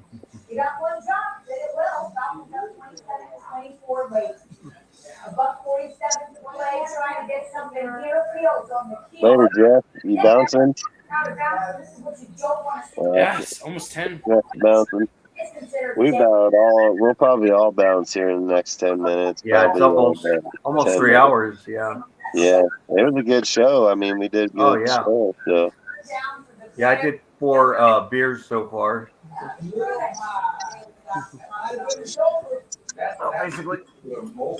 Basically all these. Yeah. Yeah, I mean, fucking in the NFL huddle. I mean, like I said, I don't think it's people that don't want to play for them, dude, because I've never heard that. I've yet to hear that yet. So I think people want to play for them and play in a scheme. I think just people are going to talk about shit they have no idea about. And how everybody's going to validate it if they don't know themselves. Yeah. I think what would shock the world is if the Raiders beat the Chiefs, because their jaws would, their chins would drop all the way to their feet if we beat the Chiefs. That's what would really shock the world. Thanks, Mr. Toot Your Soul.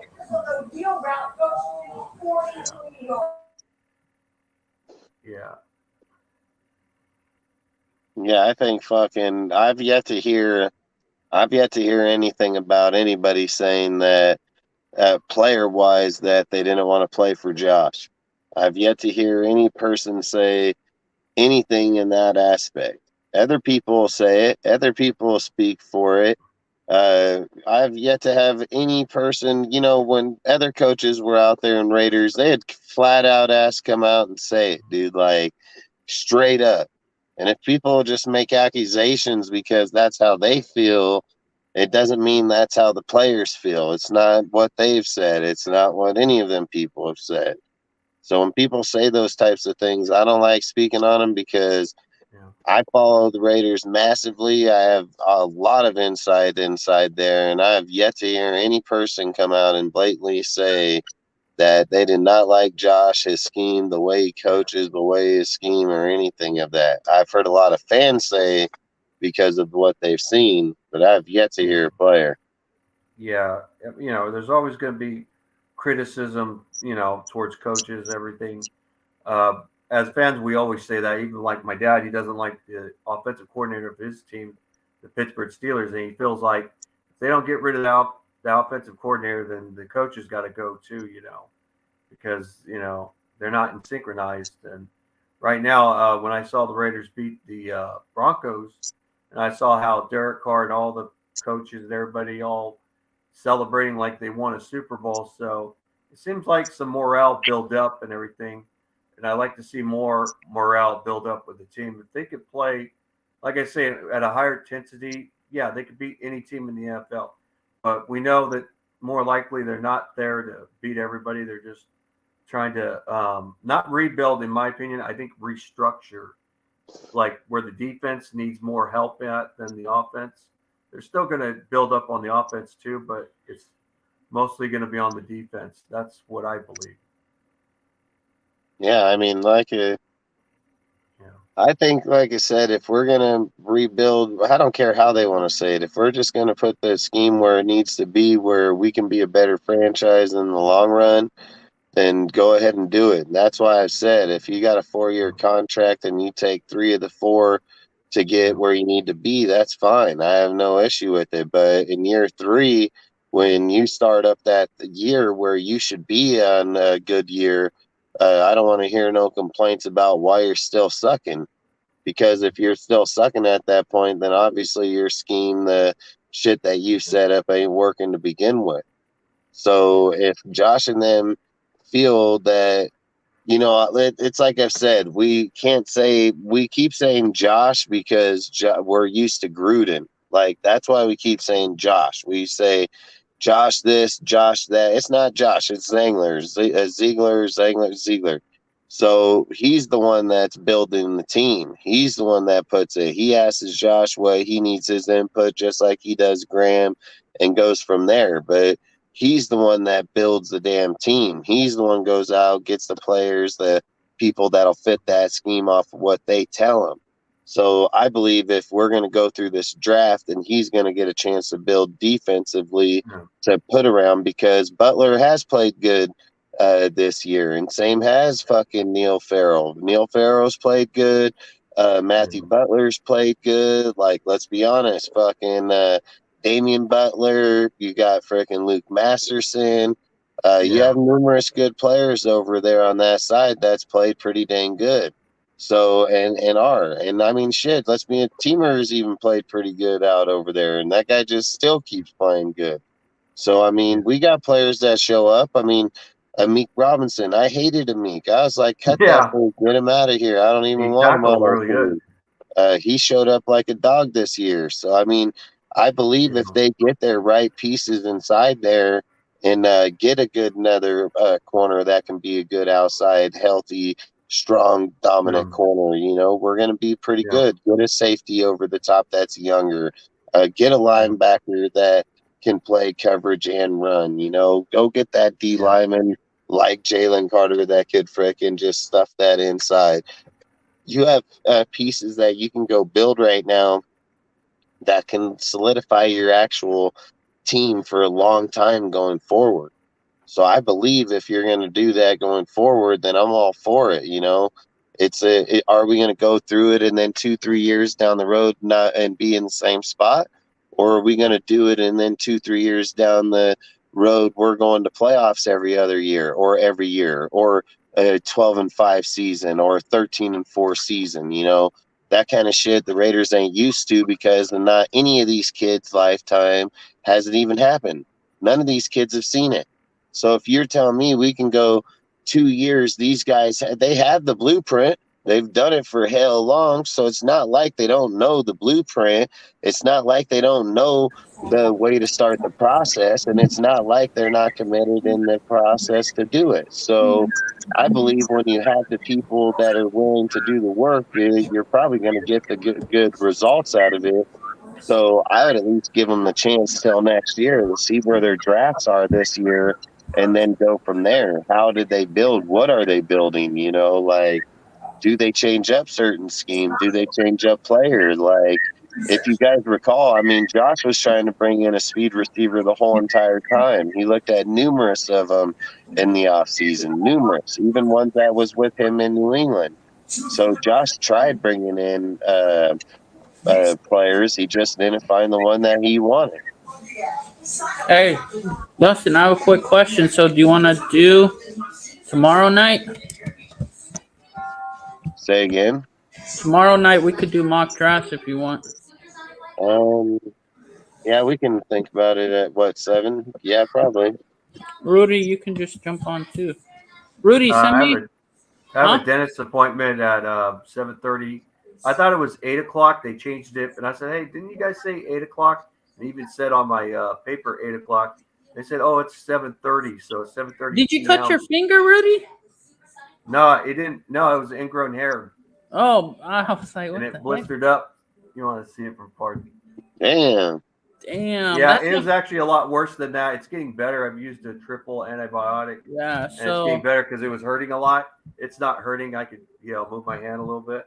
Yeah, Dustin, I'll try and see if I could get on Friday. I'll text you or let you know what's up. Yeah, we'll probably do our next show will be Friday.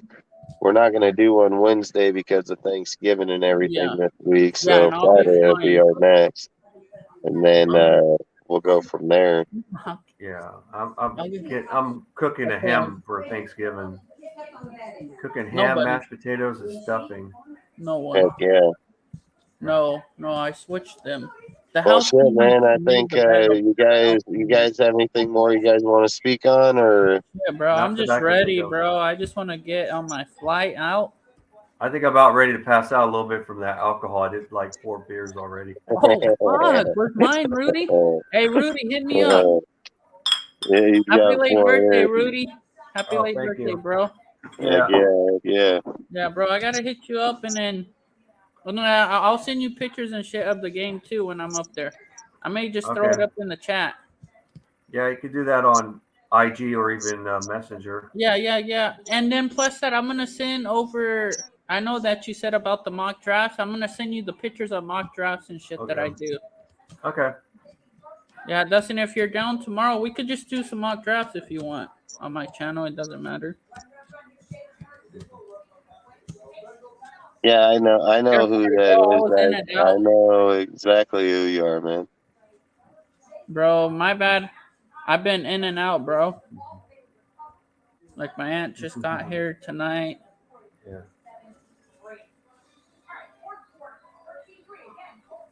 Yeah, I know you've been going back and forth the whole time. I know. Yeah, my bad, bro. Things. Yeah, bro. Thank you for letting me jump on, bro. Oh, heck, I appreciate it, man. I appreciate everybody that comes on the show, helps out, contributes. I mean, like I said, bro, and then if I don't get up on the show on Friday, I'll just post I'll post the new channel. Heck yeah. Post it up right now. We're about to hop up out of here. From now on, like I say, we're going to be streaming. I don't know how many people will be watching on the Aftermath and how many people are watching on the Death Star Report. Either way, you guys can like, subscribe, hit that bell, turn on all notifications, follow us. We're going to be putting out a lot more content going forward. We're going to be lives Monday, Wednesdays, and Fridays. We're going to be coming up with on Mondays kind of game recap, throw out a few kind of topics going out. Wednesdays, we're going to probably have like discussion posts, do mocks. We're going to kind of speak on a little bit of fantasy, not too much of fantasy. We'll do our pick'ems for sure. We're going to probably kind of veer away from the fantasy side of it a little bit. We'll probably speak on a few players, so on. We will show our league and stuff, obviously. And then on talk about Wednesdays some for players to sure. pick up. But we're going to probably be more of a discussion topic on where we see our team, where it's going, things of those factors. Fridays is going to be kind of leading up to the game, talking on stuff that probably injured players, people that aren't who we're playing. What do we see going into that game? So we're going to be we'll have a lot of fresh content going forward, and we appreciate everybody that shows up here. Like I said, if you no matter what stream you're on at the moment, make sure to like, sub, hit the bell, follow all notifications. I mean, we appreciate every single person that comes through here. We appreciate Raider Nation. Like you said, we have a Discord, Instagram, Twitter. We have all kinds of platforms. Whatever fits you guys, man. Feel free to join. Everybody's free to join the Discord. Follow us on Instagram, Twitter, Facebook. We have our YouTube. We have everything out here. So a lot of these guys here, they have their own pages too. So, I mean, if they want to shout them out real quick, feel free. Outside of that, I mean, we appreciate everybody for coming through every single week and helping us out. And all the mods in the chat, on the show, everything. Rudy, you could go first to tell them where they can find you. Where they can find me? Oh, on Instagram. It's See, that's the link tree too, Dustin. I put both right now. Here, let me type it out. Yeah, and inside our link tree, a lot of these guys are already in there. We need to you can go in. You can go in, look them up, and follow them. You guys will notice we have a lot of people that are on this show all across the platforms through Instagram, Twitter, YouTube. We pick up people from all over the place that are starting up their own pages, that are littler people trying to become bigger people. We like to intertwine the actual whole community. It doesn't matter where they are or where they're coming from.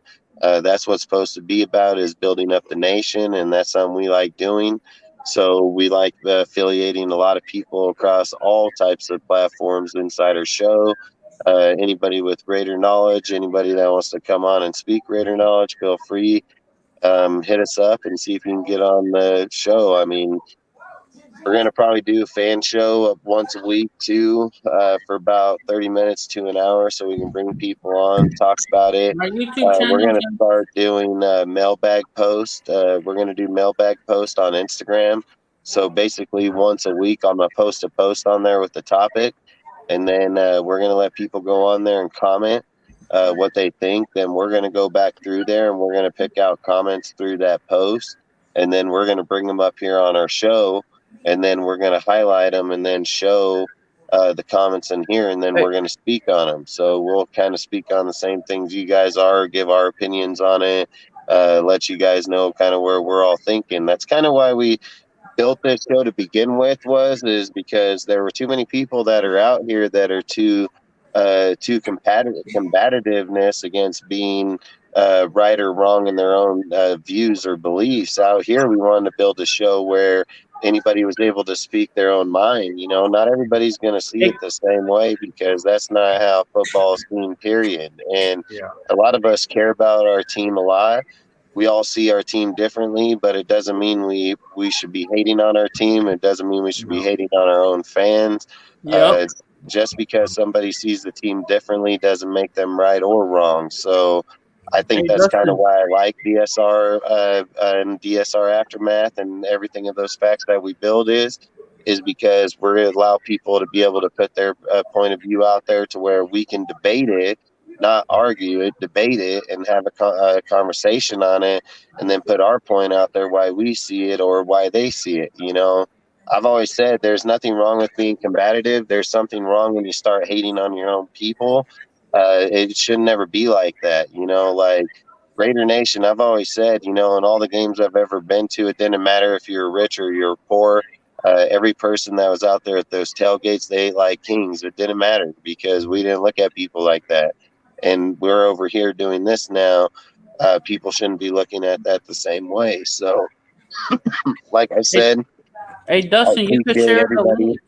Or I show the appreciate everybody that comes through here. Rudy's got his link out there. Cortez got his link out there. I got the And YouTube. make sure to follow, like, and hit that bell with all notifications, man. Yeah. Thank you again, bro. You know I'm always here. Yeah, thank you. Hell very yeah. much.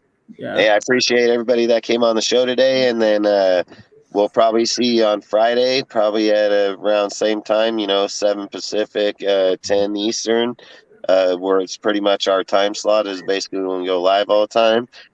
We will probably hop on Cortez tomorrow. I think he said he wants to do his around 7 o'clock too. No, I'm gonna share it again. I'm gonna share the channel, or I'm gonna do it on from my side though, but it's gonna be on the Aftermath too.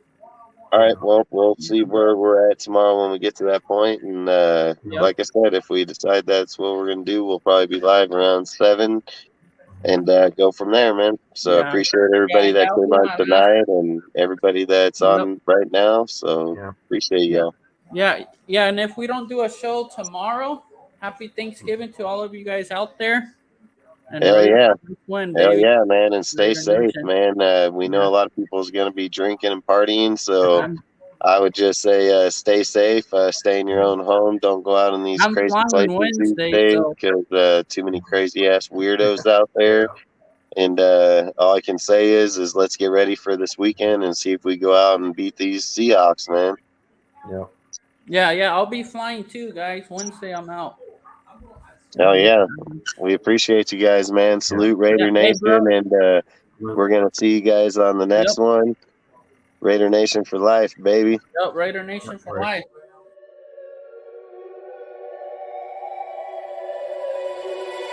I wake up to the sounds of the silence that allows for my mind to run around with my ear up to the ground. I'm searching to behold the stories that I told when my back is to the world. Was smiling when I turned.